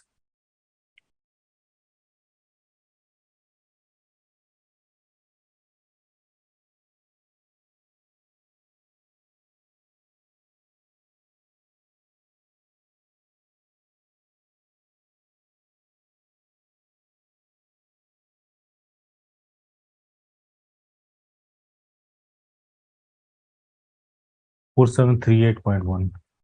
4,738 61.88. Fine. So now calculate the effective yield.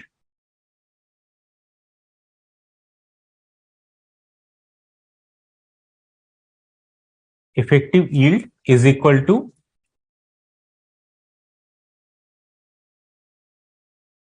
total yield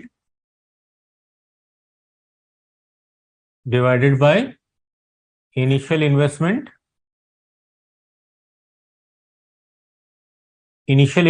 or opening NAV into 100 into 365 divided by number of days investment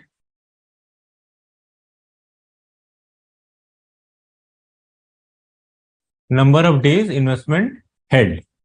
So we will calculate the effective yield in all these three cases. Let us calculate in case of scheme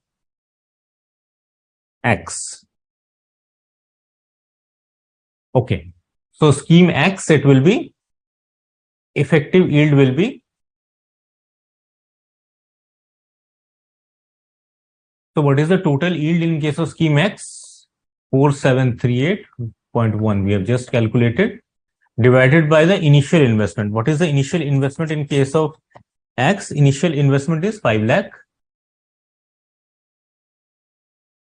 into 100 into 365, number of days investment held. We have calculated that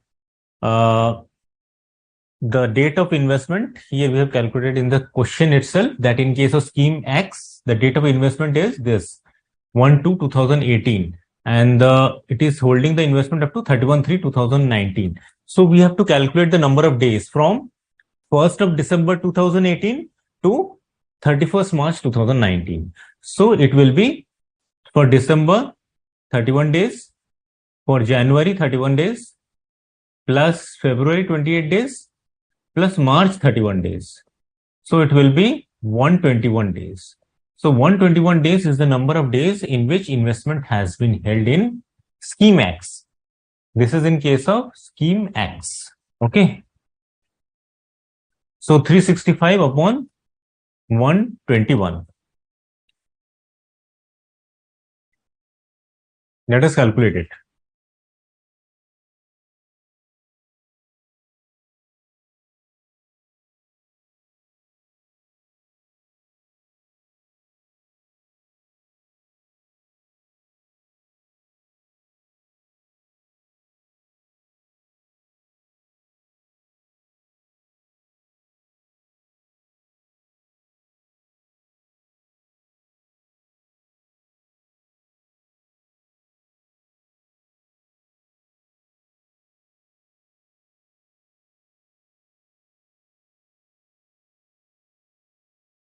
Okay.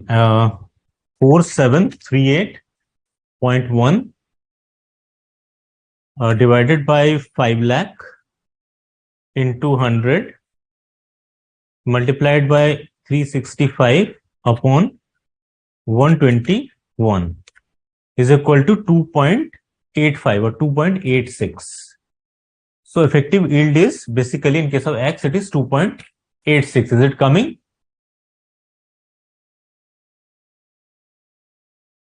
.86 in case of Scheme X. Now calculate in case of Scheme Y.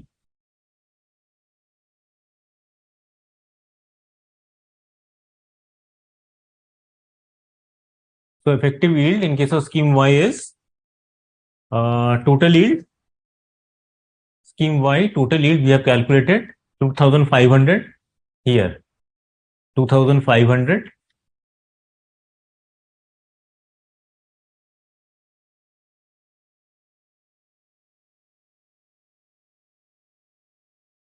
divided by initial investment. Initial investment in case of Scheme Y, it is 1 lakh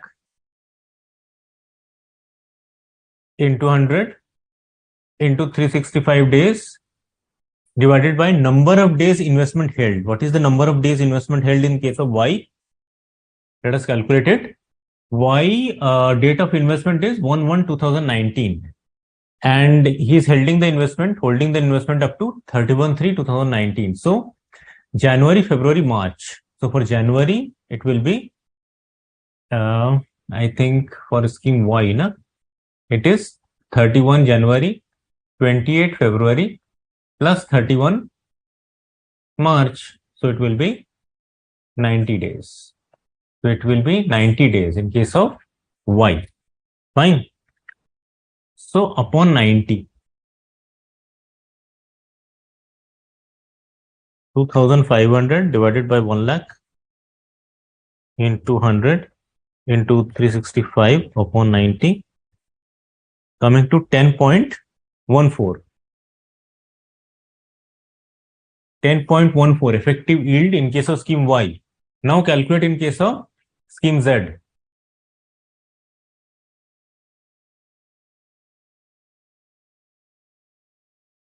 Total yield in case of Z, it is in the minus figure. C, total yield minus 1,000.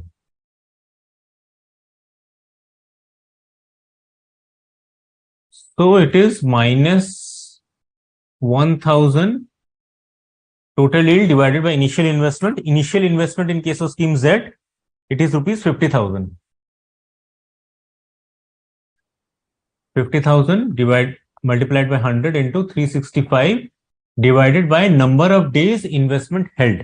कितने दिन तक investment को held किया है? Let us see. Scheme Z 1/3/2019 को Scheme Z में invest किया 1st of March 2019 and 31st March तक held किया, means 1 month. In the month of March only, means 31 days. So total number of days investment held is 31 days. 1,000 divided by 50,000 into 100 into 365 divided by 31 is coming to 23.55. But 23.55, it is in the negative figure. So this is the yield of scheme Z. Okay, Janvi, yes, minus 23.55. In case of scheme Z, scheme Y 10.14,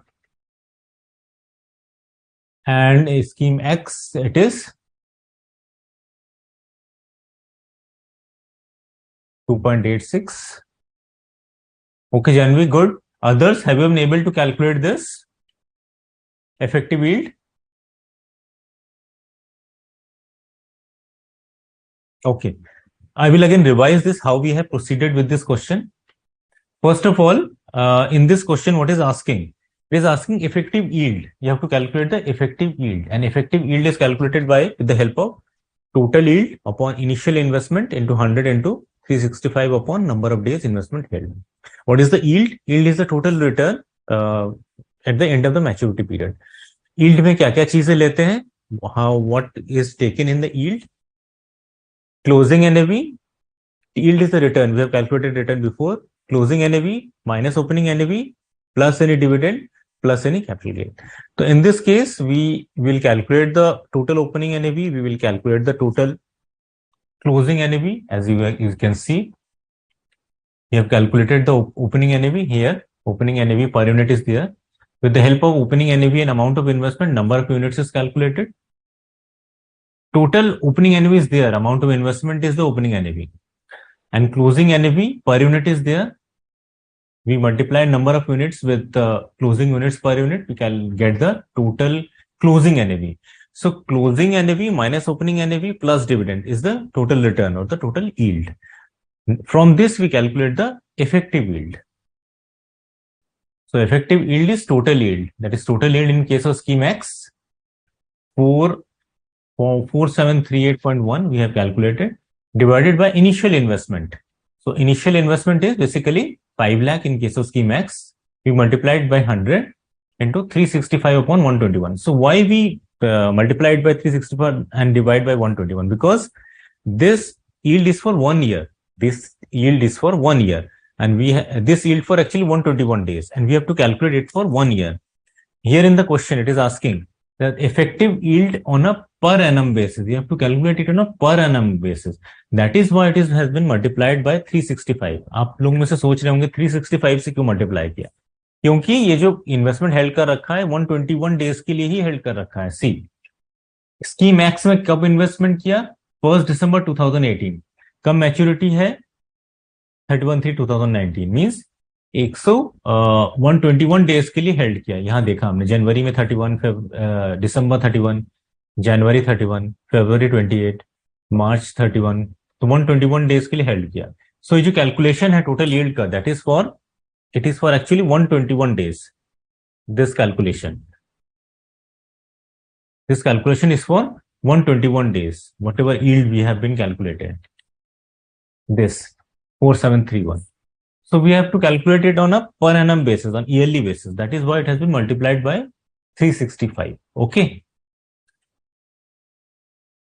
And it is then divided by the initial investment and multiplied by 100 in order to calculate this percentage figure. Okay. So effective yield is 2.86 in case of X. In Y, it is 10.14, and Z, it is 23.55 in the negative side. So I hope it has been understood by you, the calculation of effective yield. Any question? I will be taking another question of effective yield in which it will be more clear to you.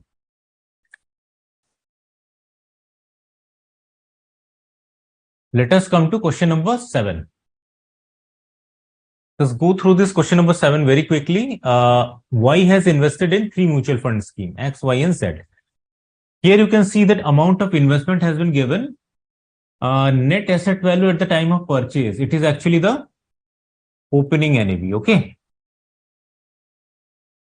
This is the opening NAV. Okay. Dividend received is given in the question. This is the closing NAV.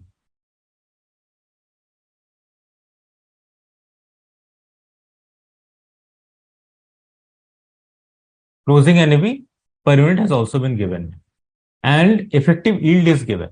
So this is one difference between this question and the previous question. In the previous question, total yield was given. If you can observe this, that here you have to calculate the effective yield here. You have to calculate the effective yield. Okay. But in this question, if you can observe that effective yield is given in the question itself. The effective yield is given in the question itself, and you have to calculate the number of days investment held. In this portion, you may find it some difficulty because other portion are more or less same.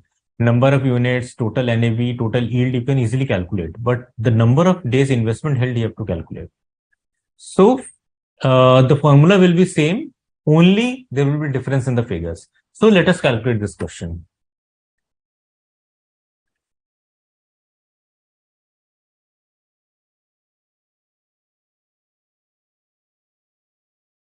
Yes, Kaushiki, effective yield, return on investment. Fine, return on investment into 365 upon number of days held. Yes, right. Now come to question number 7. Answer to question number 7. Mutual fund X, Y, Z. Okay. Amount of investment.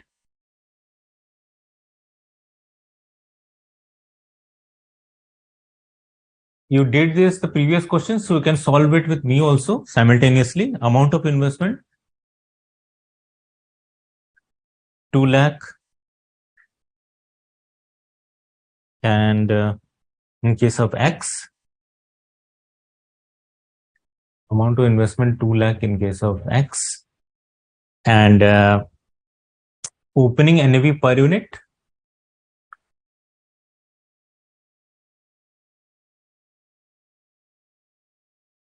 Opening NAV per unit is 10.3 rupees. It is given in the question. And from this, you can calculate the number of units also. So number of units कैसे निकलेगा? Amount of investment divided by the NAV per unit. This is amount of investment and opening NAV per unit. So divide 2 lakh by, divide the 2 lakh by opening NAV per unit 10.3. Okay, let us calculate it, the number of units.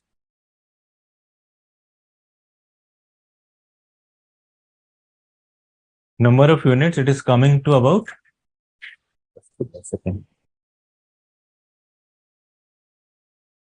is coming to 19,417.48 number of units. Now, what else is given in the question? Closing NAV per unit is given.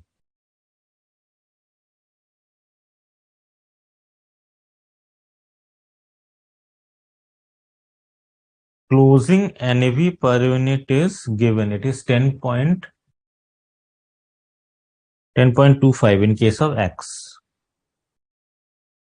So number of units is there. Closing NAV per unit is there. So can you calculate the total closing NAV? Yes. By multiplying the number of units with the closing NAV per unit. So now calculate the total closing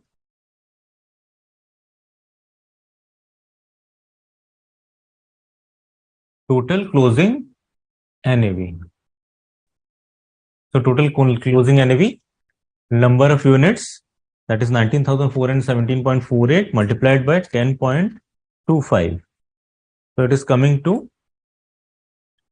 1,99,000 029 1,00,000.13. Total closing NAV. So now calculate the difference between closing and opening in order to calculate the return or the yield. So difference between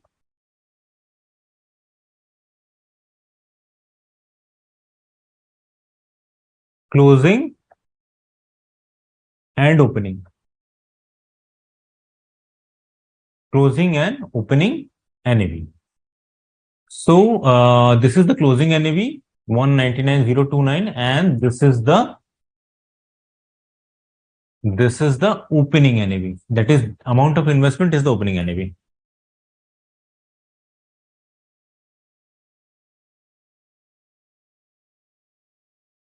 So it is basically 970.87. 970.87. Now we will add dividends.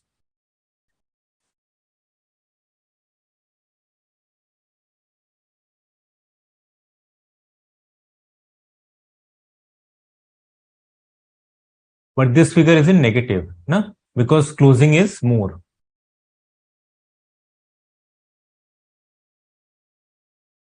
Add dividend received. Dividend received is 6,000. In case of Schemax, calculate it, add the dividend.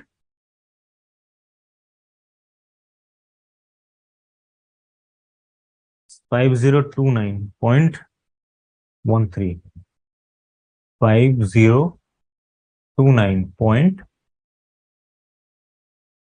5029.13.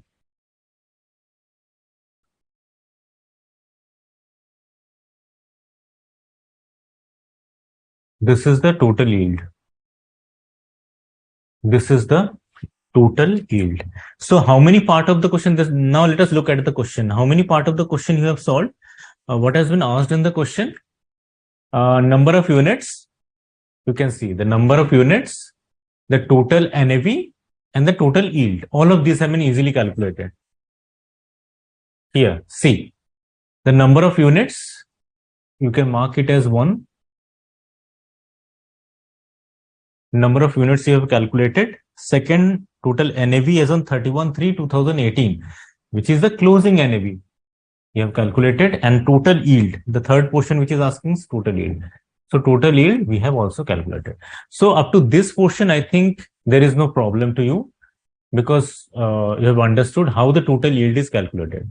Closing NAV minus opening NAV plus dividend received. Now you have to calculate the number of days investment held with the help of the effective yield. In the previous question, it was the reverse. You had to calculate the effective yield, and number of days was given. Here, you have to find the number of days, and effective yield has been given. So let us calculate it with the same formula, the effective yield formula.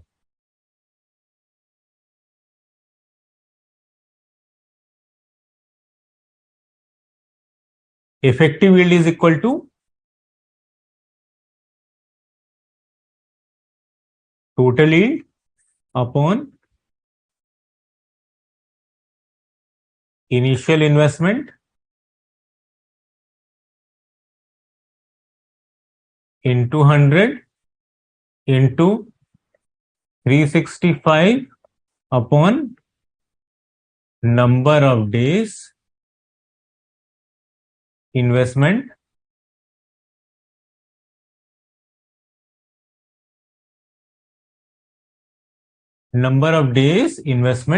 held.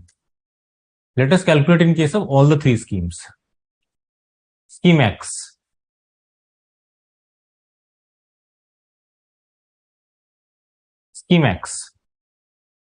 I think till now it is clear to you, this portion, total calculation of total yield.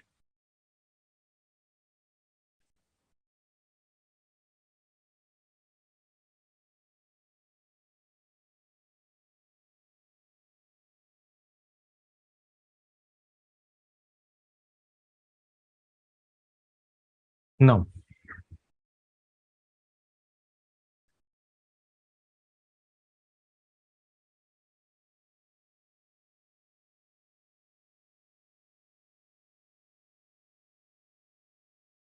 effective yield is given to you. Okay, effective yield is 9.66, which is given to you. This 9.66, which is given in the question case of mutual fund X. So 9.66 effective yield, total yield, we'll put the values into the formula, will be calculated in a very easy manner. Upon initial investment, what is the initial investment? Initial investment is 2 lakh in case of scheme X, multiplied by 100, multiplied by 365 upon number of days. Let us take number of days as n. Let us take number of days be n. Number of days in investment held be n. So it will be 365 days. Here it is 365. I will make it more clear. 365 days upon n. Let us calculate it.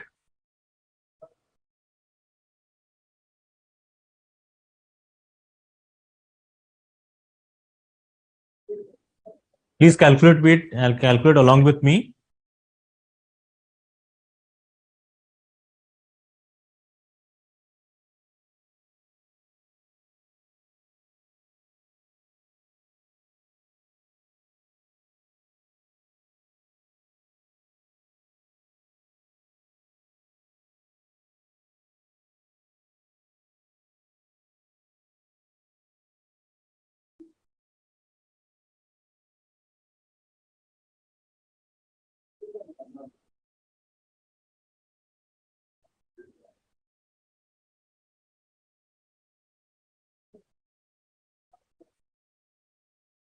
This coming to n is equal to, it is coming to 95 days. It is coming to 95 days. I hope you all are getting this answer. Okay, fine, Koshki. 95 days. Fine. Now move to scheme Y.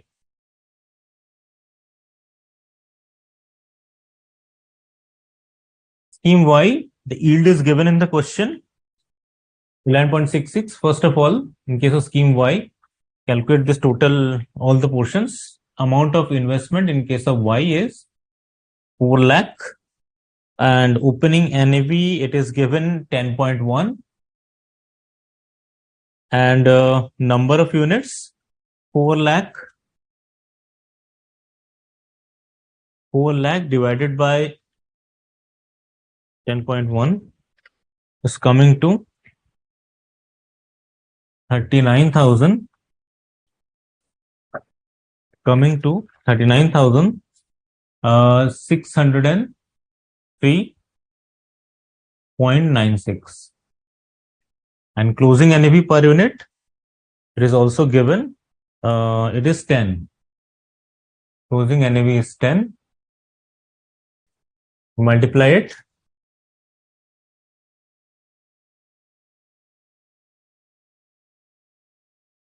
396,039.6. So difference between opening and closing, it is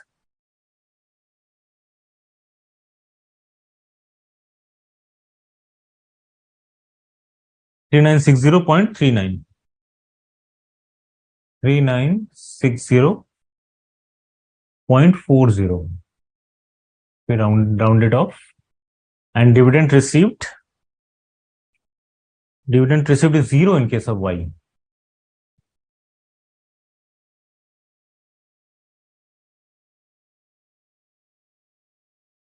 So this figure is also in the negative.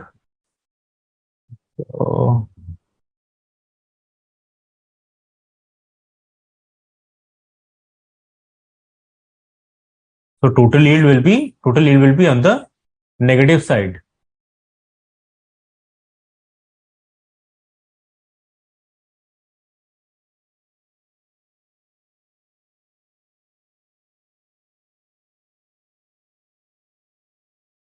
In case of scheme Y, effective yield is given in the question, that is 11.66.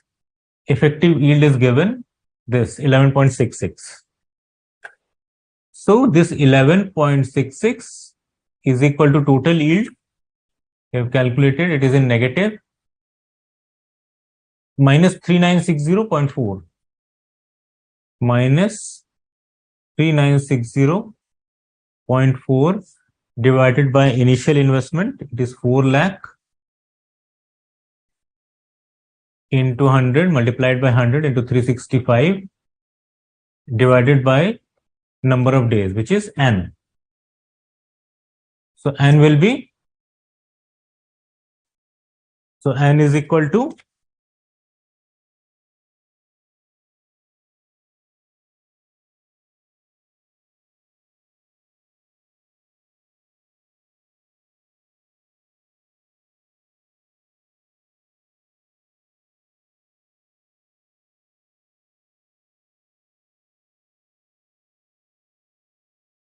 n is coming to 31 days. N is coming to 31 days.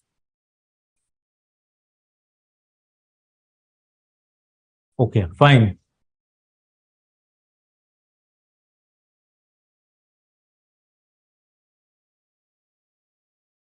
Let us calculate in case of Z. Z का calculate करते हैं. Z amount of investment 2 lakh. 2 lakh opening NAV 10. Number of units, it will be 20,000. Closing NAV 10.2.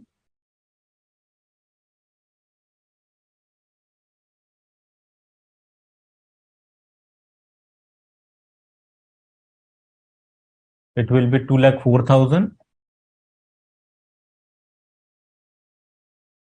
Difference between opening and closing 4,000. It will be in the positive figure. Dividend received is 5,000. So total yield will be 9,000 in case of Z.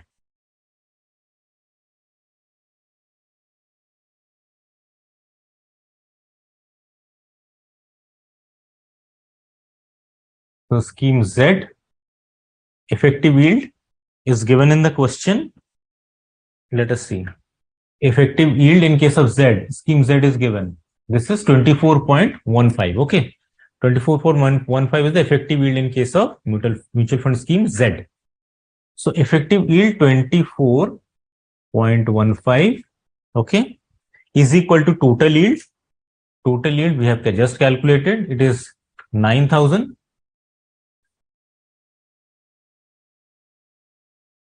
It is 9,000 total yield divided by initial investment. What is the initial investment?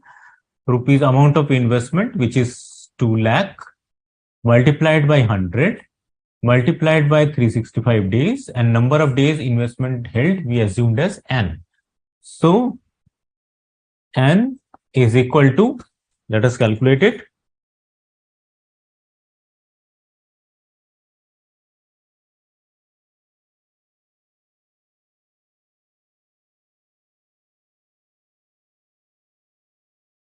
N is coming to 68 days. N is coming to 68 days. Fine. Dhritiman, okay. 68 days. Anyone calculated this scheme Z?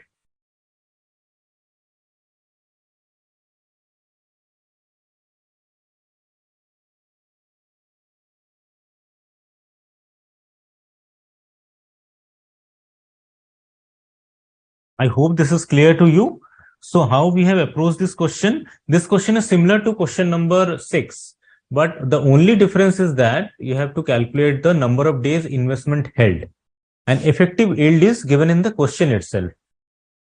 Effective yield is given in the question itself. Whereas in case of, you can say question number 6, you have to calculate effective yield, and number of days was given, means number of days you can calculate easily from the amount, date of investment and the maturity date. So that was the only difference, and otherwise rest of the things you can easily calculate. So the amount of investment is given in the question. Opening NAV per unit is given. We divided the total investment upon the opening NAV. We get the number of units.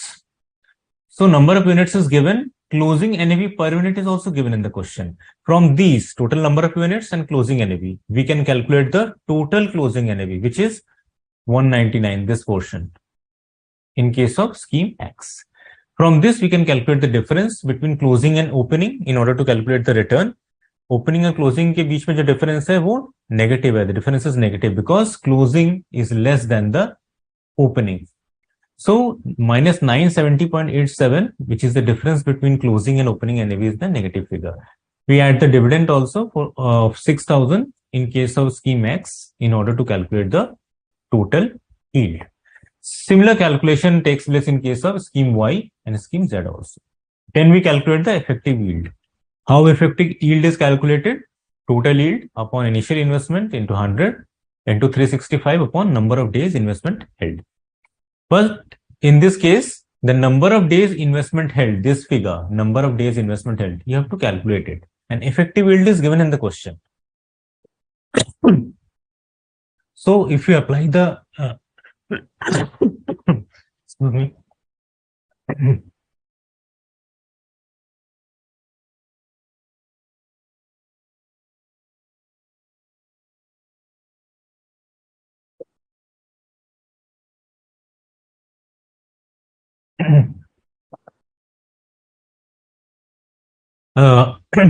So you apply the figures into the formula, you can easily get the total number of days. In case of scheme X, this has been calculated as in case of scheme Y, and in case of scheme Z.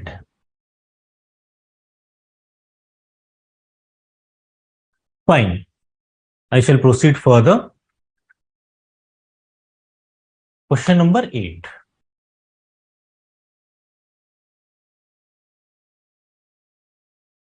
Now, question number 8 is somewhat different, but the concept is same. If you read the question carefully, you can solve this question also. Let us read this question. Question number 8. On 1/4/2012, ABC mutual fund issued 20 lakh units. Okay. At 10 per unit means it is the opening NAV. Okay. It is the opening NAV. And 20 lakh units means initial units was 20 lakh.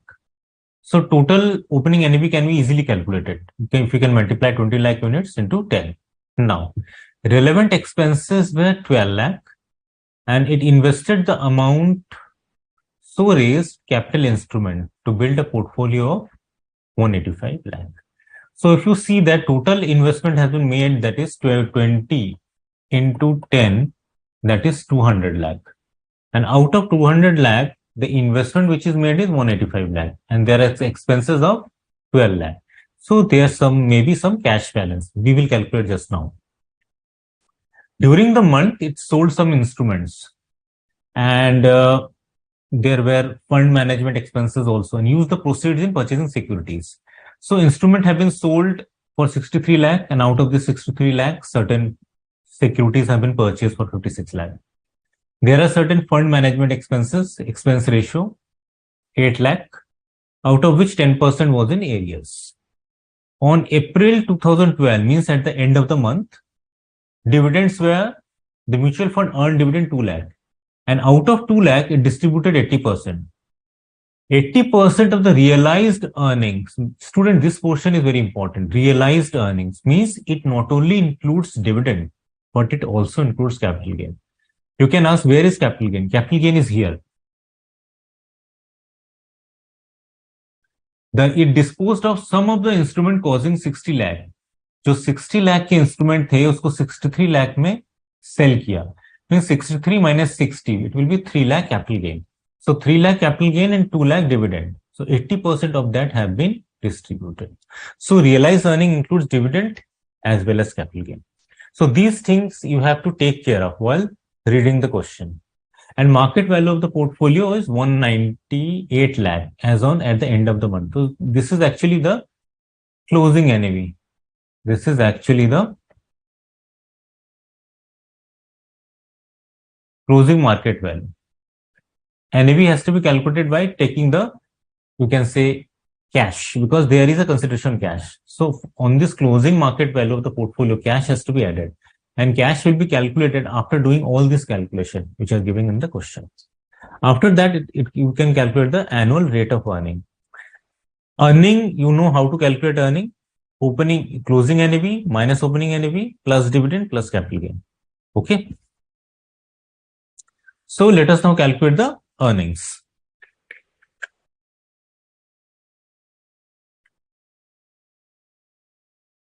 Now answer to question number 8. Okay.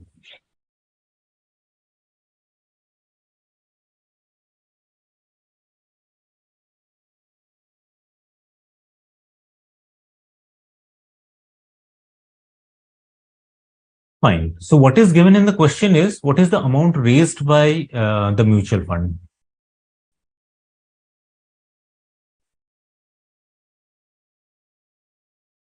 Amount raised by the mutual fund.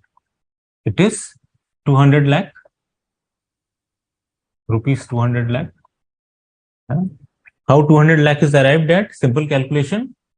20 lakh units multiplied by rupees 10 per unit. That is 200 lakh. Fine. So 200 lakh total amount raised by the mutual fund. There were certain initial cost while the mutual fund was raised. It is given in the question. It is given that it is 12 lakh. So less initial expenses will be deducted in order to calculate the net amount. So initial expenses will be deducted. Initial expenses 12 lakh. You can say calculation rupees in lakh. I will not lakh every time.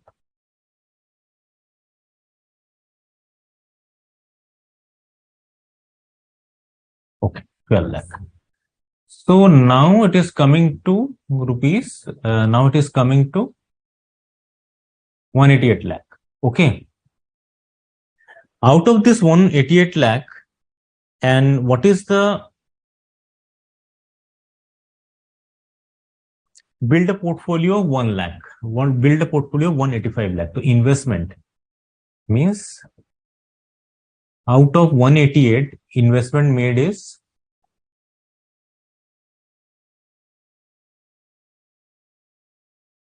so this portion, if you can understand the concept that this portion is the pooling portion. This portion, the mutual fund has pooled total resources, 200. There were certain expenses which is deducted. And this is the final pooled amount after deducting all the expenses. So out of this pool, investment in various portfolios in the shares of various companies is 185 lakh. So 3 lakh was remaining. So what is this 3 lakh? 3 lakh is actually the cash balance. 3 lakh is nothing but the cash balance, because out of this 188, this is the net, you can say this is the net pooled amount.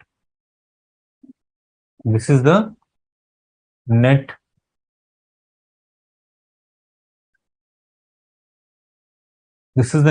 pooled amount. Out of that, investment made is 185 lakh. The remaining amount will be the cash balance. Now there will be various calculation as given in the question. So we'll proceed step by step. One thing which is given in the question is that during the month of April, it disposed of instrument costing 60 lakh or 63 lakh. Means it has sold instrument worth rupees 63 lakh.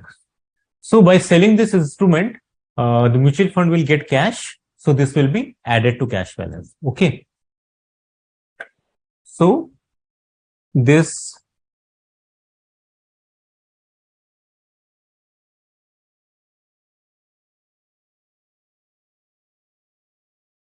investment sold is 63 lakh will be added.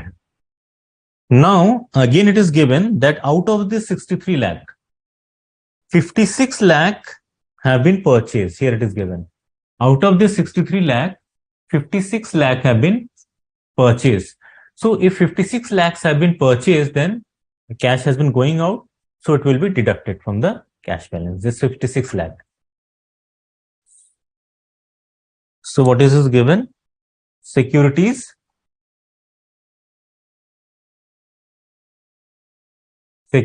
purchased. It will be 56. Now fund management expenses are 8 lakh, out of which 10% is in arrears. Here it is given that fund management, here it is fund management expenses 8 lakh, out of which 10% in arrears, means then how much will be in cash? It will be 8 lakh into 90%, because 10% are arrears. So 8 lakh into 90%, it will be 7 lakh 20,000.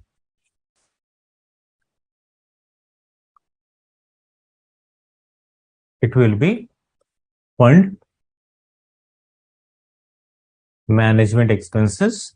So fund management expenses are 7 lakh 20,000 or 7.2 in this case.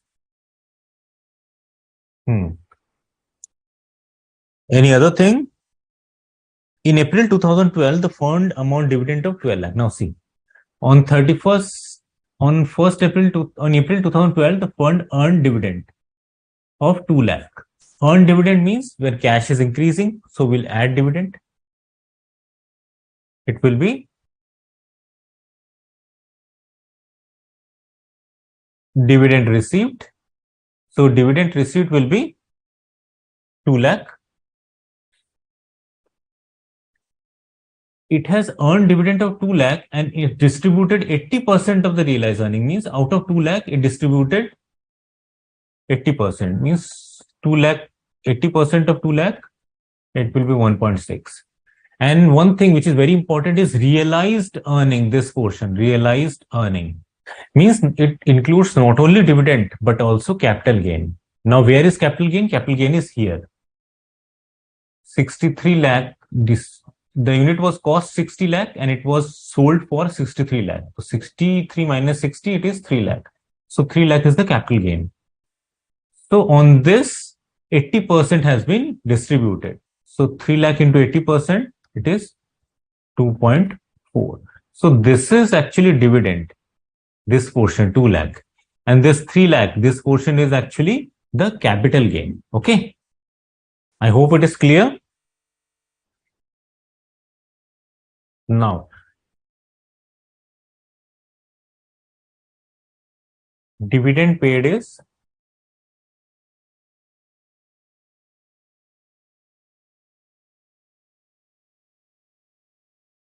80%. So it will be 1.6 minus capital gain distributed.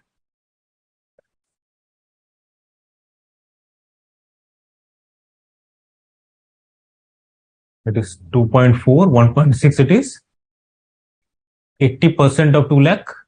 Okay. And this 2.4 is 80% of 3 lakh. 3 lakh, 63 lakh minus 60. Fine. Anything else? I think we have covered all the things. Now calculate it, final calculation. From 3 was the cash balance. From this you can calculate it, the final figure. Final cash balance, the closing balance of cash. So opening balance was cash was 3. You have to arrive at the closing balance. So 3 lakh plus 63 will be minus 56 minus 7.2. It will be plus 2. Minus 1.6, it will be minus 2.4. So it is coming to 0.8. So 0.8 is the closing cash balance. 0.8 is the closing cash balance. I hope it is you are able to understand this. Okay. So total amount mutual fund ने कितना race किया? 200. इसमें से initial expenses कुछ less कर दिए, तो total कितना बचा? 188. 188 में से 185 का इन्वेस्टमेंट कर दिया, तो 185 में से 185 का इन्वेस्टमेंट कर दिया, तो कैश कितना बचा? 3 लाख. 3 लाख कैश बैलेंस में से कुछ उसने कुछ कैश मिले, कुछ कैश गए, So investment which has been sold, so cash is coming out, therefore it has been added. When out of the 60 lakh, certain securities has been purchased, then cash has been gone out. So it has been deducted. So by this, fund management expenses added, dividend received added, dividend paid, cash going out deducted, capital gain distributed deducted. So from the opening cash balance 3, we have arrived at the closing cash balance 0.8. Now, in the question, it has been given that the market value of portfolio is 198. So this closing market value of securities is given in the question. This is also an asset. See this one.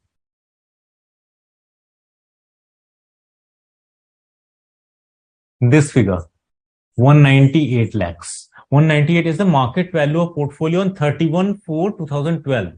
That is the closing market value of securities.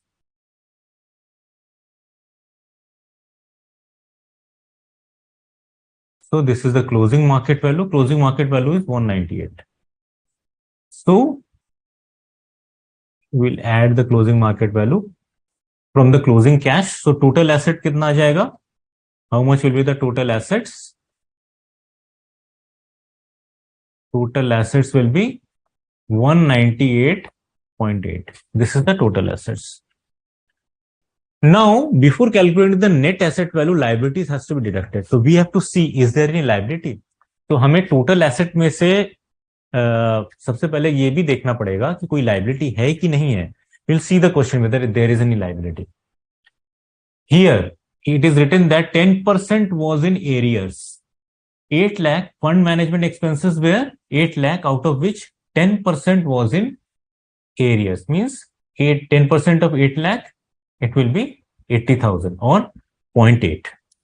So 0.8 will be the liabilities.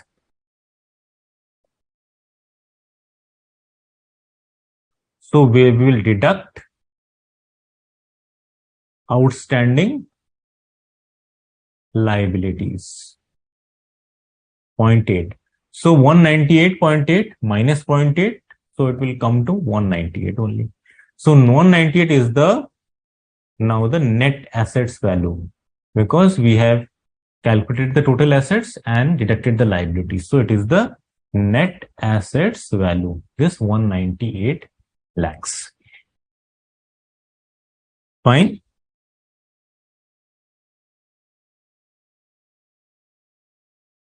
Now, what is the total number of units?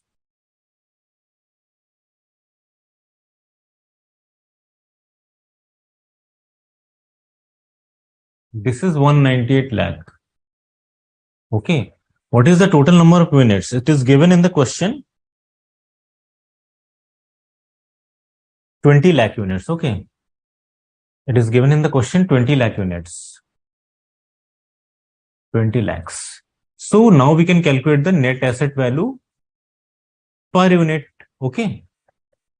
So we will divide the total net asset value upon the number of units, that is 198 divided by 20.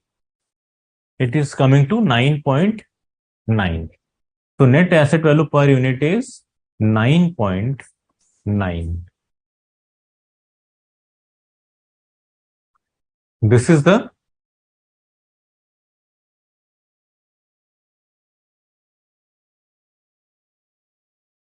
closing net asset value. Okay, as at the end of the month of April. So closing net asset value per unit is 9.9. Now, from this figure, can we calculate the return? The answer is yes. In this question, what is the question is asking? See, Mr. Akash, an investor, subscribed to 100 units. See here, Mr. Akash subscribed to 100 units on 1st of April, disposed of the same at closing NAV on 31/4. Means he held the units for 1 month. So what was his annual rate of earning? So he's holding the units for 1 month. First of all, we will calculate it for 1 month and we will calculate it yearly also. So let us calculate the return. He is holding 100 units, mind you. Let us calculate per unit, because per unit अगर निकल जाएगा तो 100 units से भी easily निकाल सकते हैं return percentage. So let us calculate it on per unit basis. The calculate his return of Akash. Closing NAV per unit 9.9. What is the opening NAV, opening NAV, it is given in the question, it is rupees 10 per unit. It is given in the question, opening NAV. Here I have written it also, indicated earlier in the question, that is, it is the opening NAV. That is, this is a 10 per unit. It is the opening NAV. Okay. So first calculation in the return is closing NAV minus opening NAV. So return. How return is calculated? Closing NAV. The same method we have used earlier. Closing NAV minus opening NAV divided by opening NAV. Any other thing? Plus dividend plus any capital gain. Okay.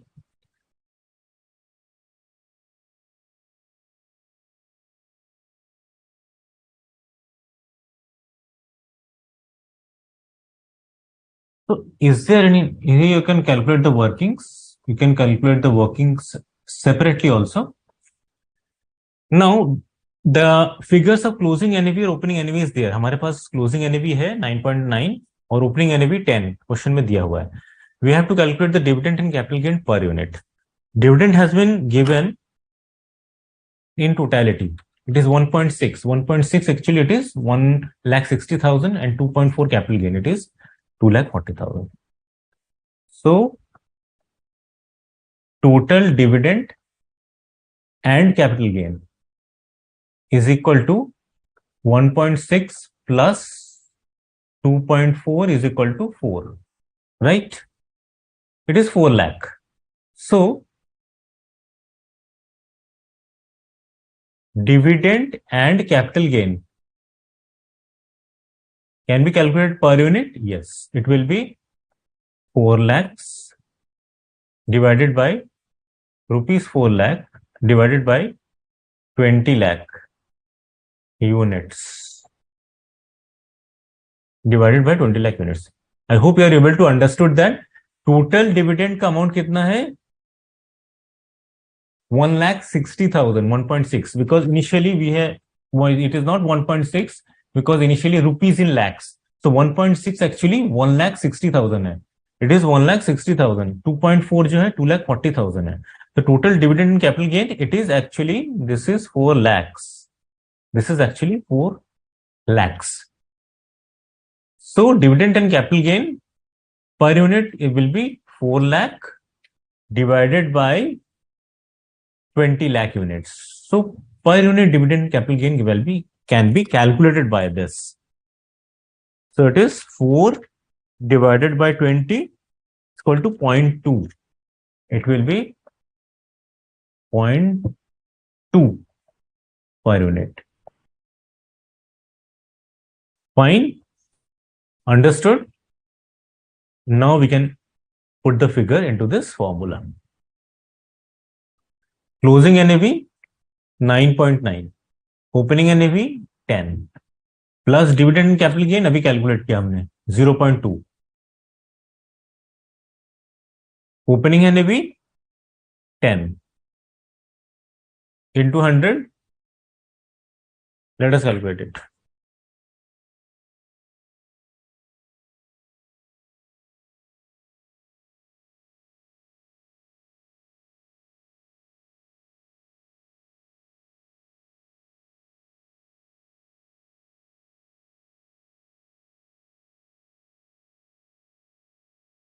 It is coming to 1%. It is coming to 1%. But this 1% is the monthly return.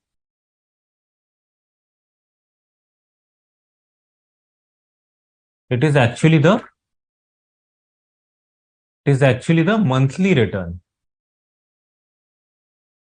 And in the question, it is asking that you have to calculate the annual rate of earning. Here, see, in the question, it is written that you have to calculate the annual rate of earning.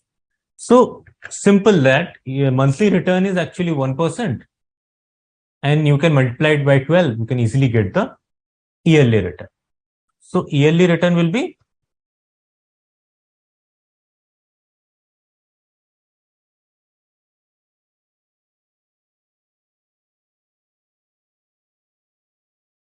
yearly return is equal to 1% multiplied by 12. So yearly return will be 12%. So this will be your answer. So I hope this portion is clear to you.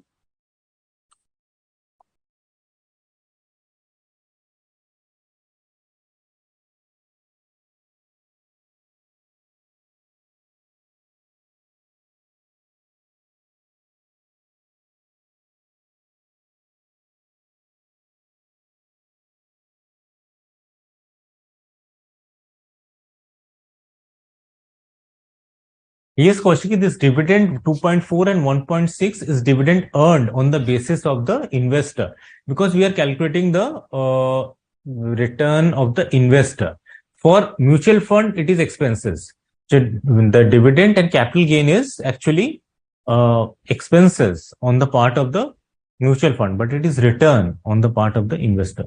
So this 1.6 and 2.4, this portion is actually the return on the part of the investor. So it will be dividend earns. So it is dividend earned or capital gain earned on the part of the investor. Investor Akash. 1% Ritiman. Okay, right. Fine.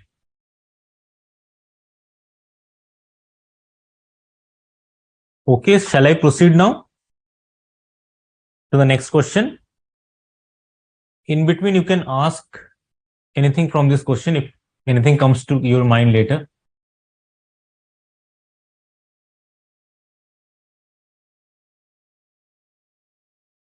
Fine. Now come to the next question, question number 9. It is actually related to the same concept which we have. If you can read this question carefully, you will be able to attempt this question also. Now,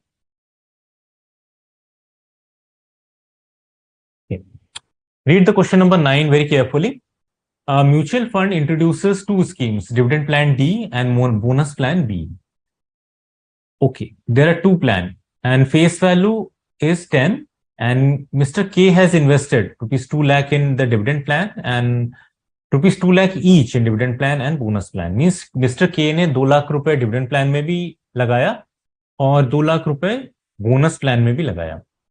NAV जो दोनों का अलग अलग है, dividend plan का 38.2 है और bonus plan का 35.6 है, right. So both the plans matured on 31/3/2010, 5 साल बाद. मीन्स जो he has invested on 1/4/2005 and he held the investment till 2010, means for 5 years he's holding the investment. So particulars are given every date. On 31/3/2005 you can see that dividend is 10%, and on 31/6/2006 bonus issues 1:5. 1:5 means if one share is bonus share is distributed for 5 shares held. So this is basically a question. On this basis, you have to calculate the effective yield. Just remember one thing, that whatever dividend, same concept will be used. That first of all will be calculated how much dividend the investor is earning. So that dividend amount will be converted into units. Then every year it will be just like this. That dividend will be, total dividend will be calculated. It will be converted into units, because dividend plan means whatever the company is mutual fund is declaring dividend is reinvested into the scheme. Means dividend का जो amount है, company mutual fund जो investors को नहीं दे रही है, वो उसी scheme में फिर से invest कर दे रही है. Therefore, first of all, you have to calculate the total dividend. Then that total dividend will be, from that total dividend, the number of units will be calculated. How much units will be reinvested. So for every year it has to be calculated. Then final, all the units will be added and it will be multiplied by the redemption amount in order to calculate the total yield. So हर साल जो dividend इकट्ठा होता जाएगा तो final जो amount आएगा वही हमारा, वही इन्वेस्टर का यील्ड होगा और वही इन्वेस्टर का एक्चुअली रिटर्न होगा. तो हम इसको प्रोसीड करते हैं. Let us proceed this question and we will first of all take the dividend plan and then we will come to the bonus plan.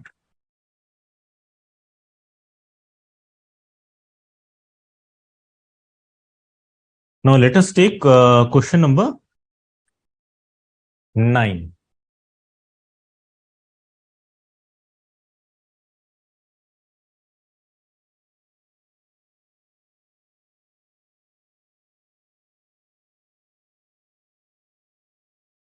Question number 9, dividend plan.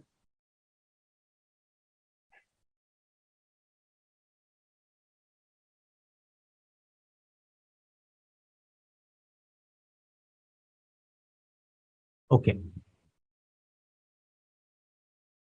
The date,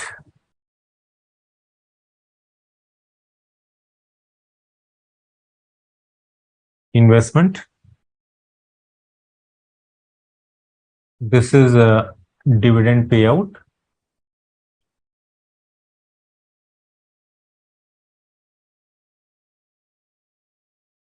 Dividend invested.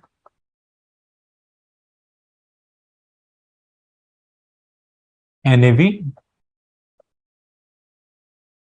units, and closing unit balance.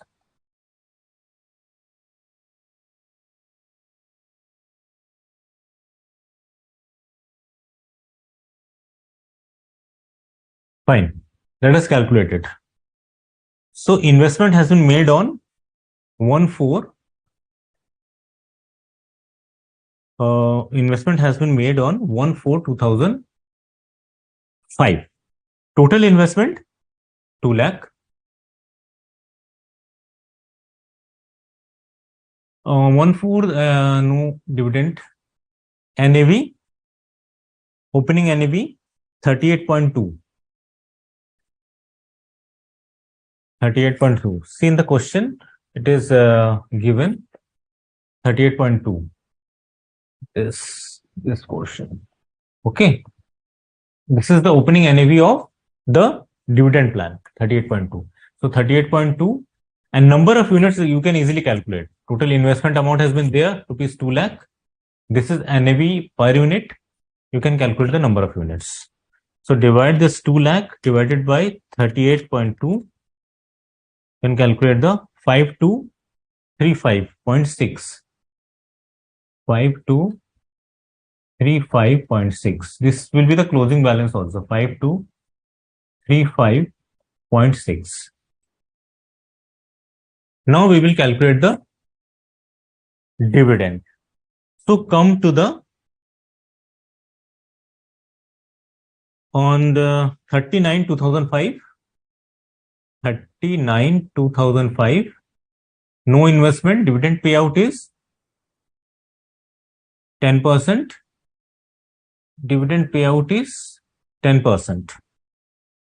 So it will be, how dividend will be calculated? It will be closing balance, closing unit balance into dividend payout into number of units into dividend payout,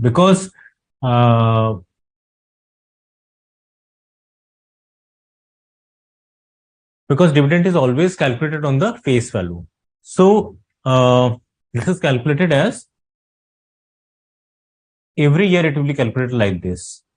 So it will be closing balance 5235.6 into 10.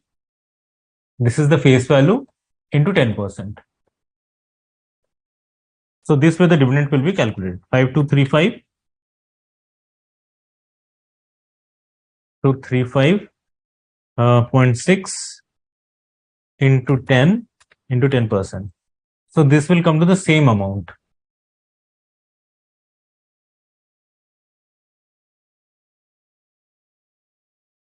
$35.6. And on 39/2005, what is the NAV? What is the NAV on 39/2005? The NAV is 39.10. The NAV is 39.10. So number of units will be this dividend invested divided by this NAV. So it will be 5.23 divided by 39.1. So it will come to 133.9. So how this 133.9 is calculated? It is simply calculated by dividing this amount, this dividend invested upon this NAV per unit. So dividend जितना, हमने इसके पहले भी question किया था कि dividend कितना receive हुआ 39/2005 को 5235.6. 5235.6 6 हम कैसे कैलकुलेट किया, इतना यूनिट था, उसको फेस वैल्यू से मल्टीप्लाई किया, ₹10 क्वेश्चन में दिया हुआ है, और 10% डिविडेंड पे आउट दिया हुआ है।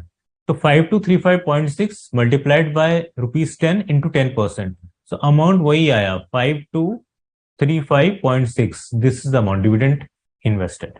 सो dividend invested then have to convert it into units. कैसे यूनिट में कैलकुलेट करेंगे, 39 2005 का एनएवी दिया हुआ है, तो टोटल डिविडेंड को अगर एनएवी से डिवाइड करेंगे, दिस डिविडेंड इन्वेस्टमेंट को एनएवी से, तो हमारा यूनिट आ जाएगा 133.9. सो अब क्लोजिंग टोटल यूनिट कितना हो गया, 39 2005. On 1/4/2005 the unit was 52.5235.6. Now this 133.9 has been added. So it will, total balance will be this 5235 plus it will be 5235.6 plus 1339.9. So total amount will be like this. Okay. कैसे, ये 1/4 का था 1 अप्रैल, and 30 सितंबर का इतना unit हुआ dividend की वजह से, तो टोटल यूनिट्स कितना हुआ हम ऐड करेंगे अभी इसको, 133.9 plus 5235.6. So it is actually coming to 5369.5. So by this way, it will be calculated for other years also. Okay. Now, next the dividend is declared on 31/3/2007. So dividend payout, it will be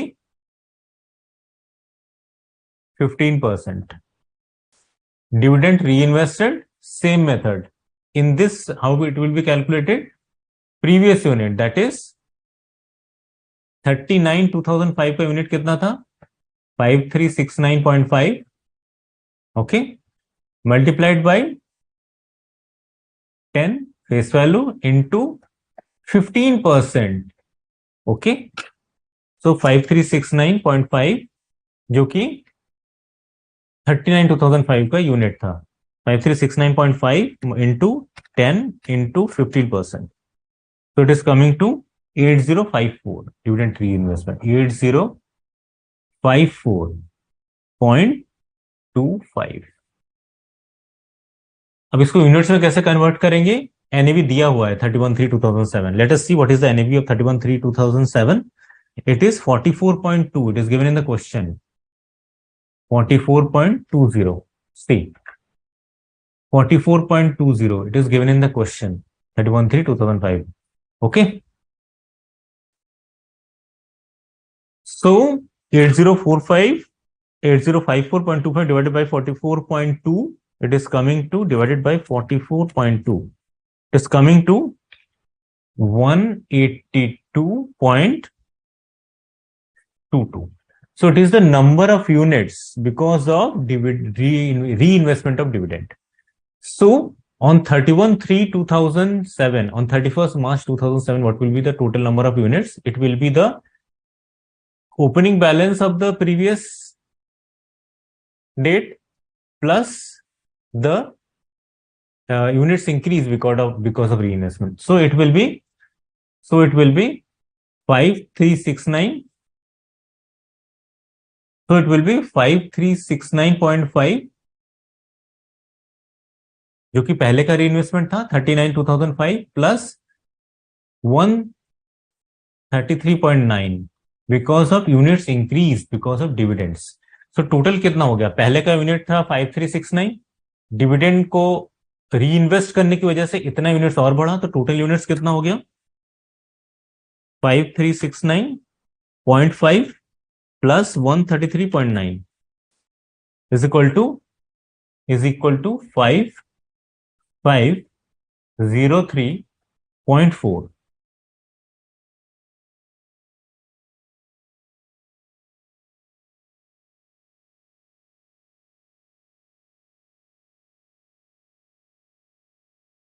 I will calculate it again. 5369.5 multiplied by 10 into 15%. 8054.25. 8054.25 and 31/3/2007. What is the NAV? It is 44.2 only. Divided by 44.2. 182.24. 182.22 it is coming. No? Okay, so 182.22 plus 5369.5. It is 5551.7. Okay.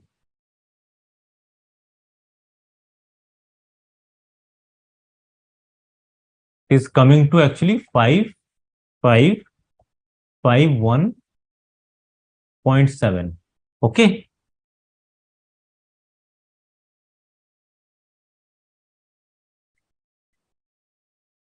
I hope you are not able to understand. Now take another year figures. On next day, it will be absolutely clear to you. On next day, 15/9. 15/9, 2008. Dividend declared is 13%. It is given in the question. And the dividend amount in this case will be previous balance. That is this. 5551.7, okay, multiplied by 10, it is the face value into 13%. So let us calculate it.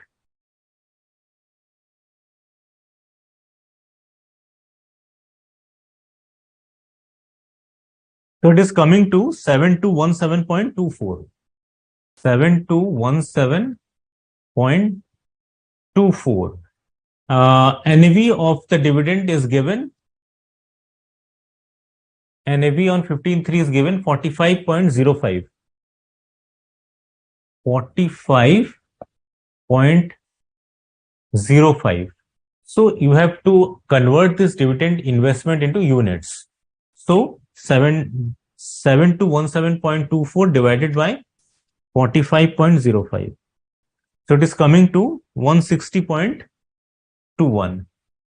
160.21. So total units will be, now the total units will be previous unit plus dividend reinvestment amount, means this 5551 plus 160. This 5551.7 plus 160.21.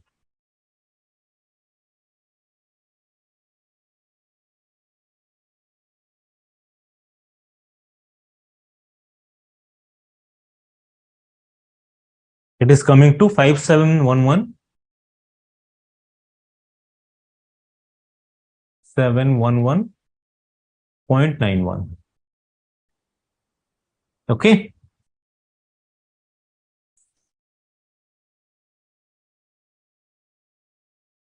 Next figure, I will write it down quickly because now we have understood it. Till now, we must have been understood it.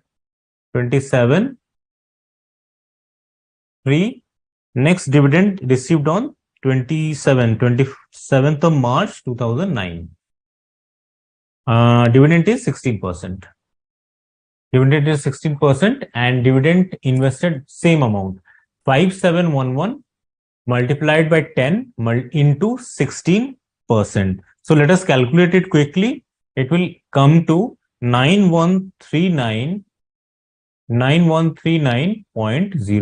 9139.07. NAV on 27th is given 44.8.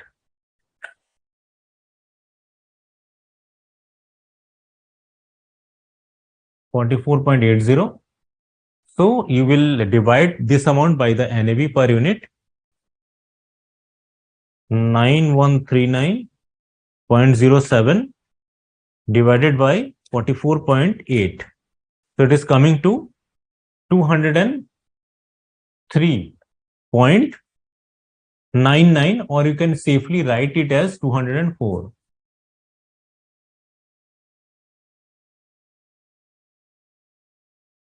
204. So total units now will be 5915.92.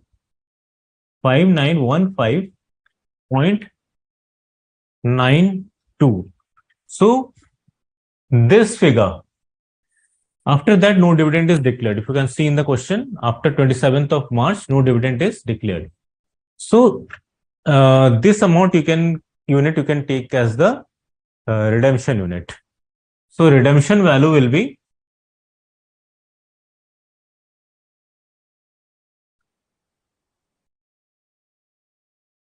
5915.92 into NAV at the time of redemption. What is the NAV at the time of redemption?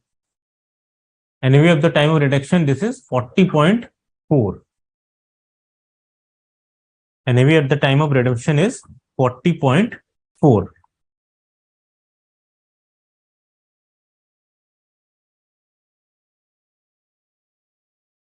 So let us calculate it. It will come to 239,003.17.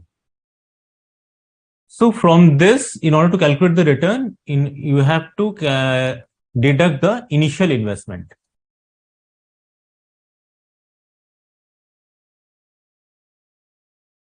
You have to deduct the initial investment, which is 2 lakh, and 2 lakh it is given in the question. It is coming to 39,003.17. So from this, you can easily calculate the effective yield. This is coming the yield or the return. From this, you can calculate the effective yield.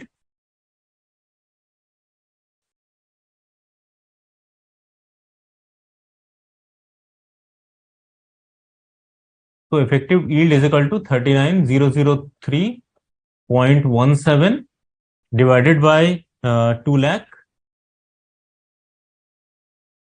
into 100. It is coming to about 3.90%.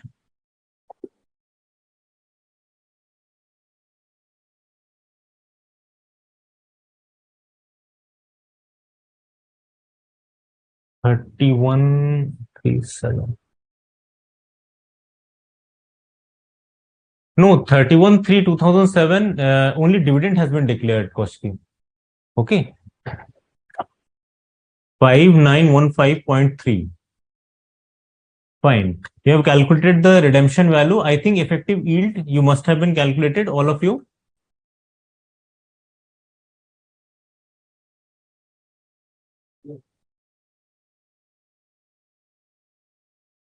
Okay. So we have calculated the redemption value. Out of that redemption value, initial investment has been deducted in order to calculate the total yield. And effective yield, the formula you know, effective yield, that is the total yield divided by the initial investment into 100.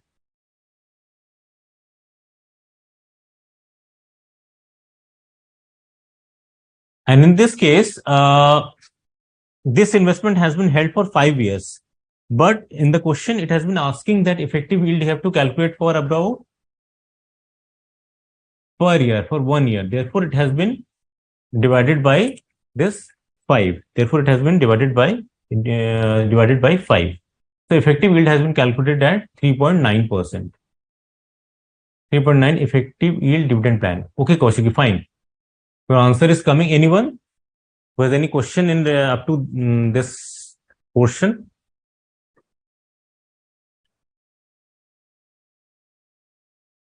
Okay, now we'll take to the last question in this. In between, you can ask if any doubt arises in the question number 9. No, one is actually remaining. This bonus plan, I will give a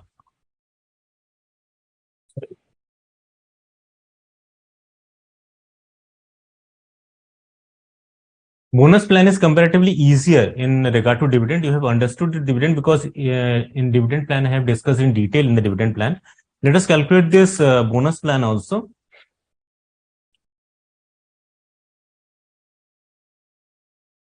This bonus plan.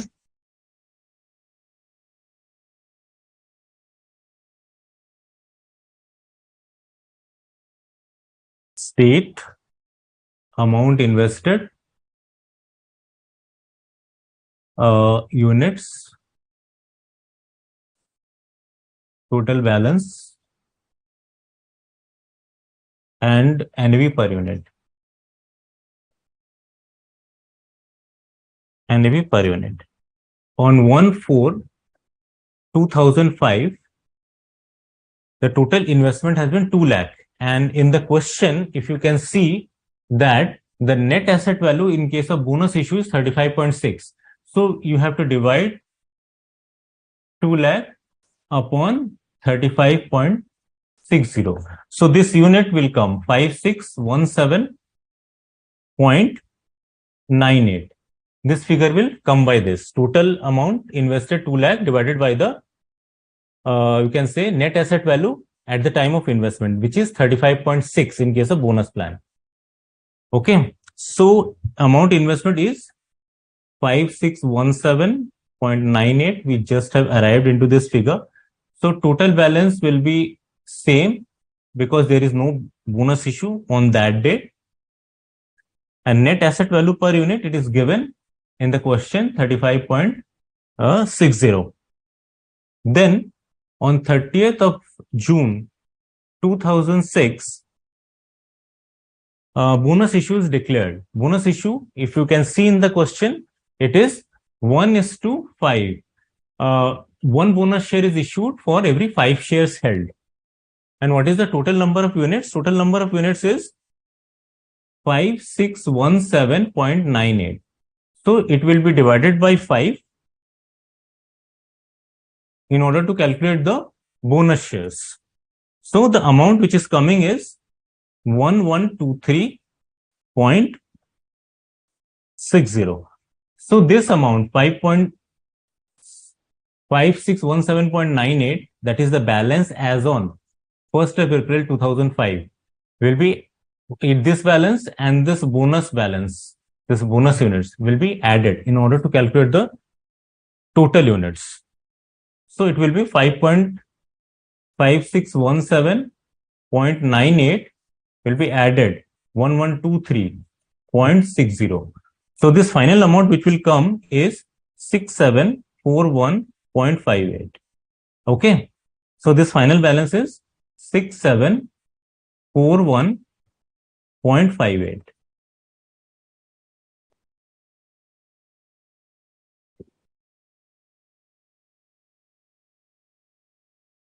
And NAV, it is given in the question 36.25. Again, on 30th of October 2008, bonus issue is declared. On this case, bonus issue is, it is given in the question, it is 1:8. It is 1:8, means for 8 shares, 1 bonus issue is made. So now 6741 total units divided by 8 in order to calculate the bonus units. So it is coming to 842.70. Now the previous balance, this 6741.58 plus bonus balance 842.7 will be added. So the total amount will come to 7584.28 and net asset value is given 38.30. Now the bonus share is also declared on 11th of April 2009. In this case, it was 1:10. See that in the question. It is 1:10, means one bonus issue is given for 10 shares held. Total number of units is actually 7584. 7584.28 divided by 10 in order to calculate the number of bonus units. So number of bonus units is 758.28 0.43. Earlier it was 7584.28. Now bonus share units will be added in order to calculate the total units. So it will be 8342.71. And this net asset value is given to you, that is 38.9. Sorry, it is actually 38.9. Is 38.9. So now we calculate the redemption value. Redemption value, this is the final units. It will be multiplied by the net asset value on redemption date. What is the net asset value on redemption date? This portion, this amount, 39.7. So redemption value will be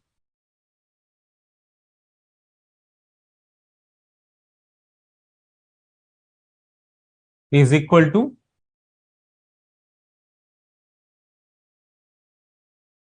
8342.71 multiplied by 39.7. 39.7 is the per unit cost on the redemption date, is equal to, it is coming to 331,205.59, and we will deduct it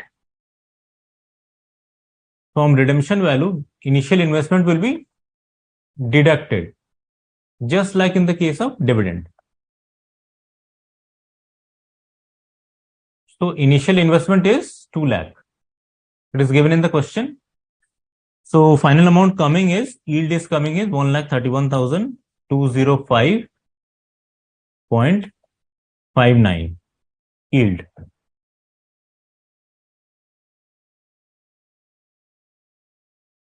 So effective yield will be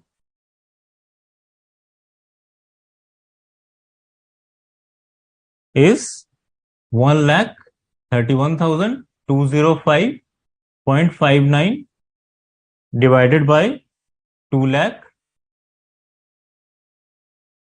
into 100 into 1.5 number of days investment held. Mind you, this is actually the calculation for 5 years. This is the calculation for 5 years. And in the question, you have to calculate effective yield per annum. Effective yield per annum. That is why it has been divided by 5.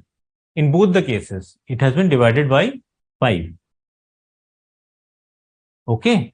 So final amount it is coming is 13.12%. 13.12%.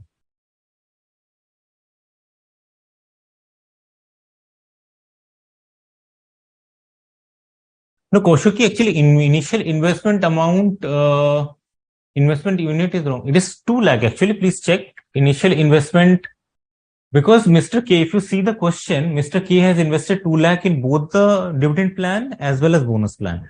So opening number of units is actually 2 lakh. Okay, fine. Now we come to the last question.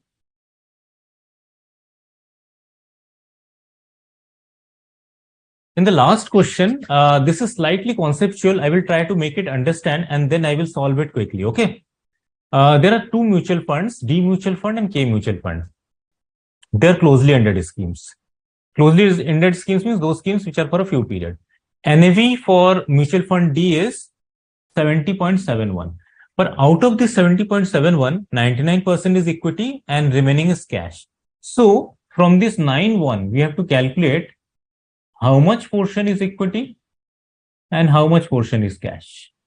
Okay. And mutual fund K is 62.5. In this case, we also have to segregate it into equity and cash. Now in the question, if you observe, the Sharpe ratio, Trainer ratio, standard deviation is given.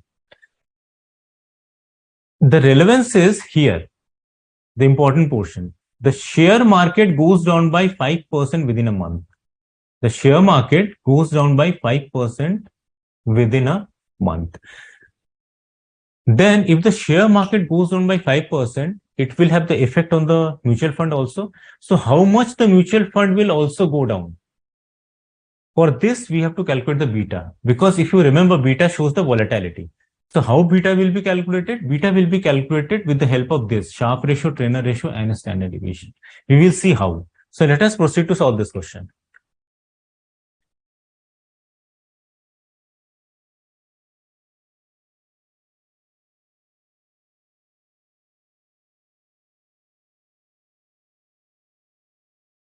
This D mutual fund and this is the K mutual fund. Okay. Now total NAV. Total NAV it is given in the question 70.71 in case of D mutual fund, and out of that equity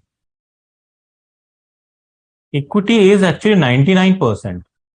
So if you calculate the 99% of this 70.71, it is actually 70. And the remaining 1% is actually the cash. So cash will be 0.71. In case of K, the NAV is 60.50. This is the position on 31/12/2014. 96% in K, 96% is in equity. So 62.5 into 96%, it is 60. And cash, the rest, 2.5. Okay. Now we have to calculate the beta. Why beta has to be calculated? As I've said, the share market has been going down. So what will be effect on the mutual fund? This will be known only by calculating the beta, and beta will be calculated by the three information which is given: Sharpe ratio, Trainer ratio, and standard deviation. Let us see.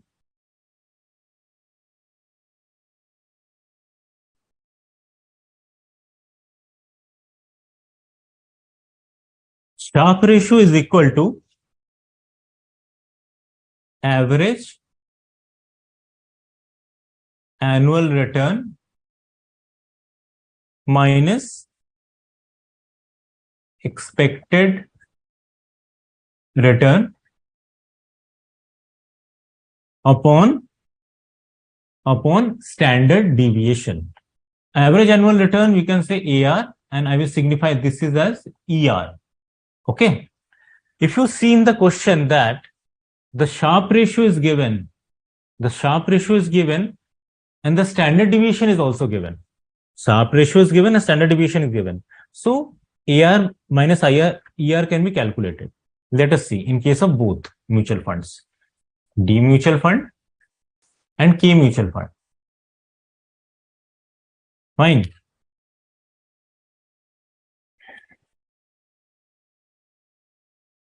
Sharpe ratio in case of D is,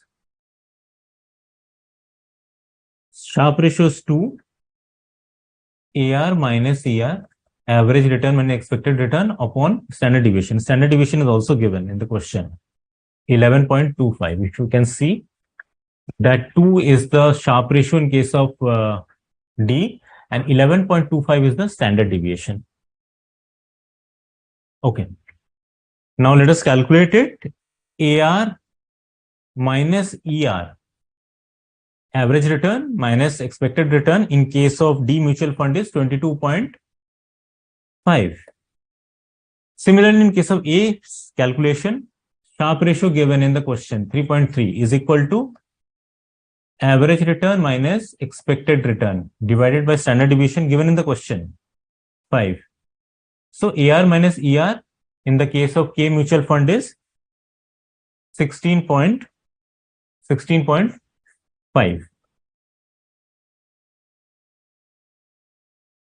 Okay. I think up to now it has been clear. Till now it has been clear. Okay. Shall I proceed? Okay. Now come to Trainer ratio.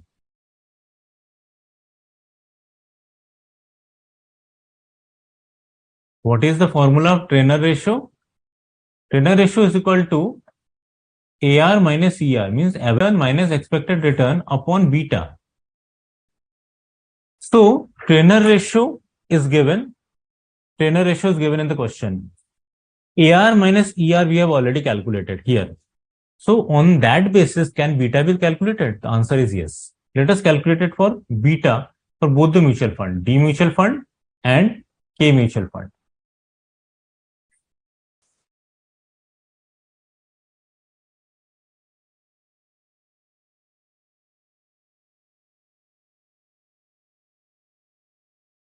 Trainer ratio.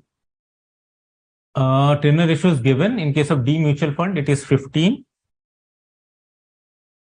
AR minus ER is calculated 22.5 in case of D mutual fund. 22.5 AR minus ER upon beta. So beta will be 1.5 in case of D mutual fund. K mutual fund.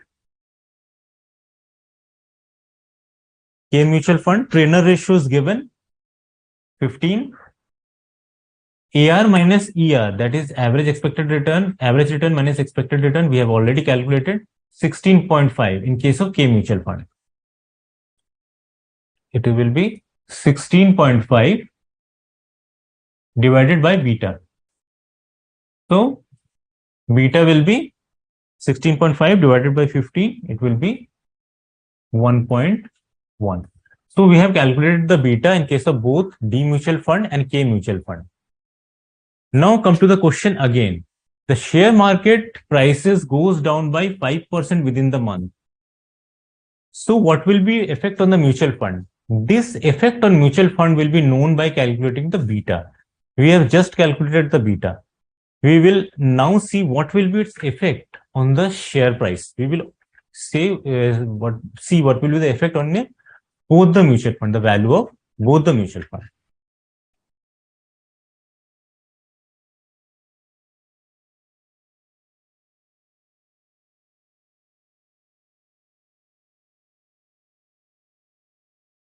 Share price down by 5%.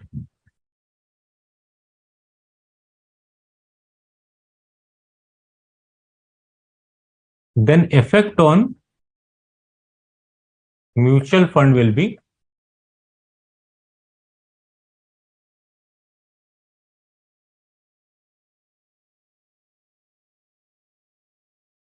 D mutual fund, K mutual fund. Okay. Share prices down by 5%. And beta is, what will be the beta? Beta is 1.5. So we'll multiply the beta 5% into 1.5. It will be 7.5%. So mutual fund will decrease by 7.5. So the share prices are down by, you can say 1.5 more. It is share prices are down by 5%. Then share mutual fund has been going down by 7.5%. Because the beta is high, beta is 1.5. Now calculate in case of K mutual fund. K mutual fund, 5% share prices go down. So effect on mutual fund will be 1.1. Beta will 1.1. We will multiply 5% into 1.1. It will be 5.5%. So K mutual fund will decrease by 5.5%. We have calculated the beta. Beta is 1.5 in case of D mutual fund and beta is 1.1 in case of K mutual fund. If share prices are down by 5%, then the effect on mutual fund will be, in case of D mutual fund, it will be, if share prices are down by 5%, the mutual fund, the units of mutual fund will down by 7.5%. In case of D mutual fund. In case of K mutual fund, if the share prices are down by 5%, then it will be down by 5.5%. Then now what is being asked in the question? Let us see. The question is asked about the NAV for a month. Now we will calculate the NAV.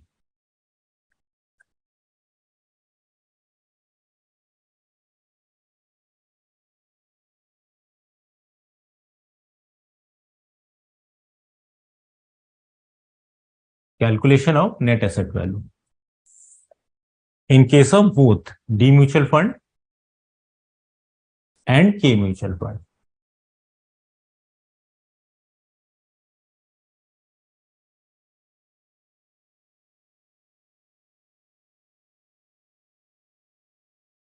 equity portion. If you can see, recall that initially, when we started solving the question, the total net asset value was 70.71 D mutual fund and 62.5 K mutual fund. Out of that, equity portion was 99%. We have calculated equity portion 70 in case of D and 60 in case of K.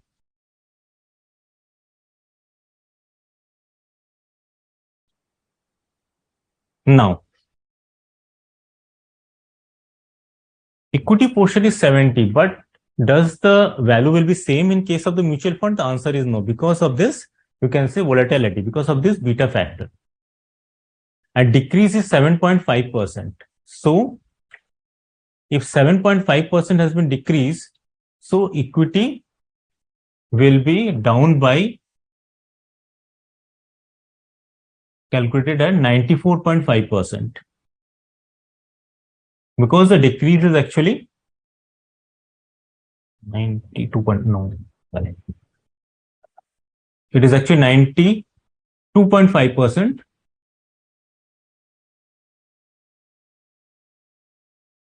Because it will be 100 minus this 7.5%. 7.5% decrease. That is why it is 92.5%.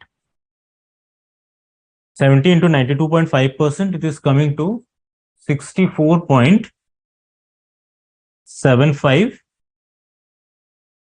Now, in the NAV, besides this equity, the investment cash is also has to be added, as we have seen in case of previous questions also.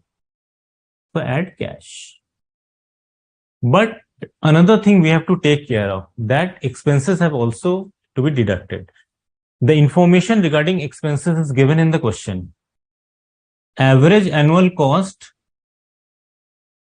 is 3 per unit.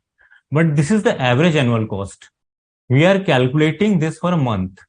So, per month figure has to be calculated. So, 3 upon 12, it will be coming to 0.25. So, 0.25 will be the expenses per month. Since the average annual cost is 3, we have calculated the monthly expenses, which is 3 upon 12, that is 0.25. So, it will be cash amount. This cash, we have calculated it earlier. This portion, cash, in case of D mutual fund, 0.71.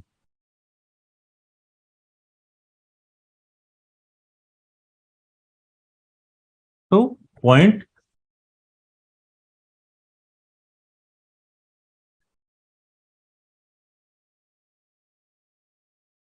0.71 minus 0.25. 0.25 is the cash expenses.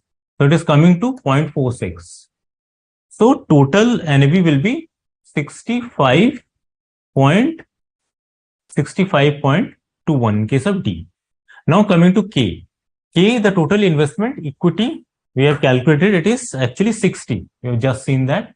60 into 94.5%.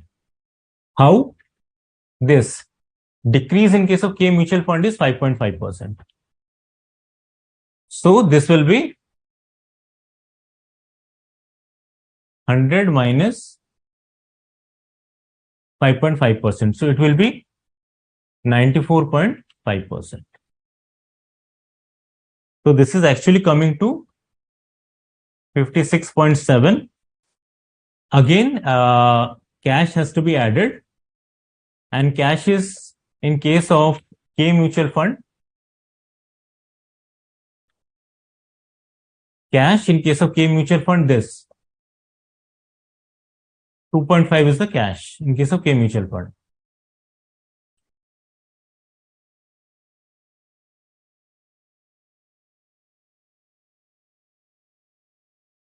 So it will be 2.5 minus, there will be certain expenses also, 0.25.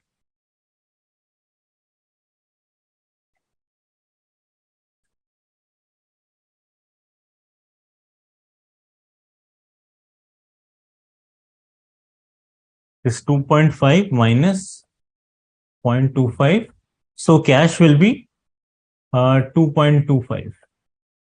So 56.7, this is the equity plus the cash portion, 2.25. We'll add both these two, it will come to 58.95. This is the, we can say, calculation of total final NAV.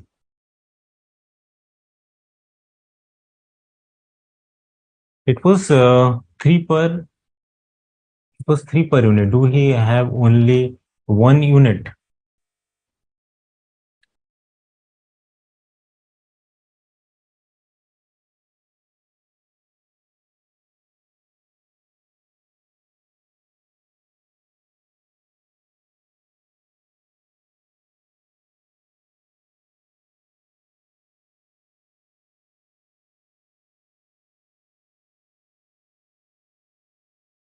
No, we have calculated on a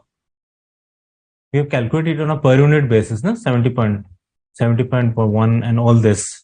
If you can see the question, let's see the question.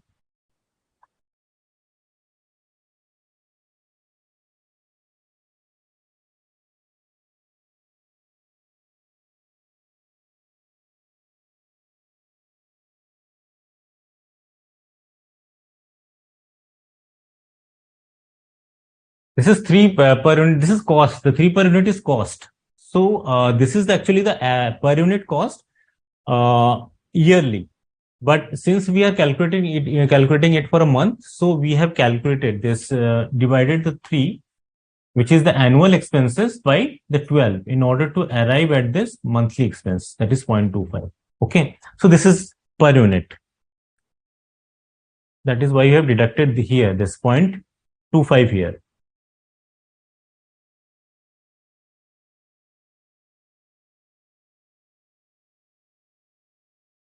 0.25 here. Yes, right, Kaushiki. It is 3 per unit on a yearly basis. Assume number of units is, no, it is rupees 3 per unit. Yes, it's rupees 3 per unit. Okay. Any other question? Any other doubt? Otherwise, I will wind it down. Okay, thank you so much, students. Thank you for your patient listening. Ashish sir is there. He will take some time to address you. Welcome, students. I think session was very good, and I think it was after a long time the section has extended to that much far. So, and I was going through the doubts, etc. And first of all, I thank the student because they are vigilant. Because one student has said that sir, assignment has not been uploaded, and when I have gone myself to the site, I have found that, of course, the student was correct. The assignment have not been uploaded. They are due to some technical reason. It has been misplaced. So now it has been uploaded. You can refer it from there. Students, thanks. The chapter of mutual fund is very important from examination point of view, because theoretical as well as numerical questions are asked from this chapter. And I have requested especially Vivek sir, because he is looking after the paper of strategy, financial services capital market elective paper.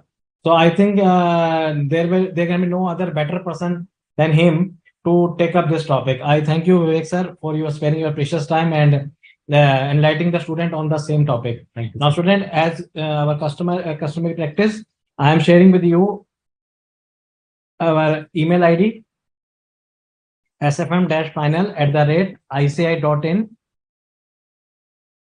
for your doubts, and our contact number, this. And as usual, we shall upload the recorded session of derivatives for your reference.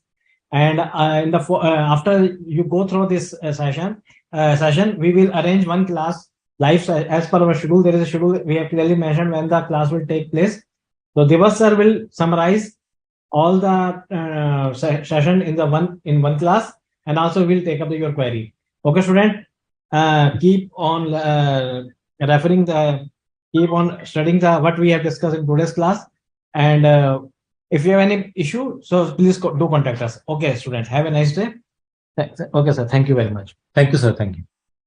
Thank you so much.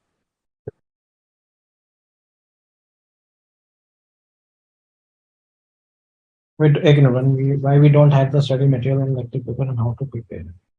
1 minute. Koshki, you were asking is that we don't have any study material on elective paper. How to prepare? Student, please note that the study material is there for the elective paper.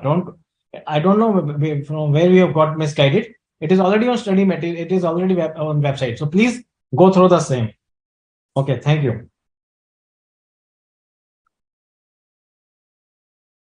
Okay, over. Thank you.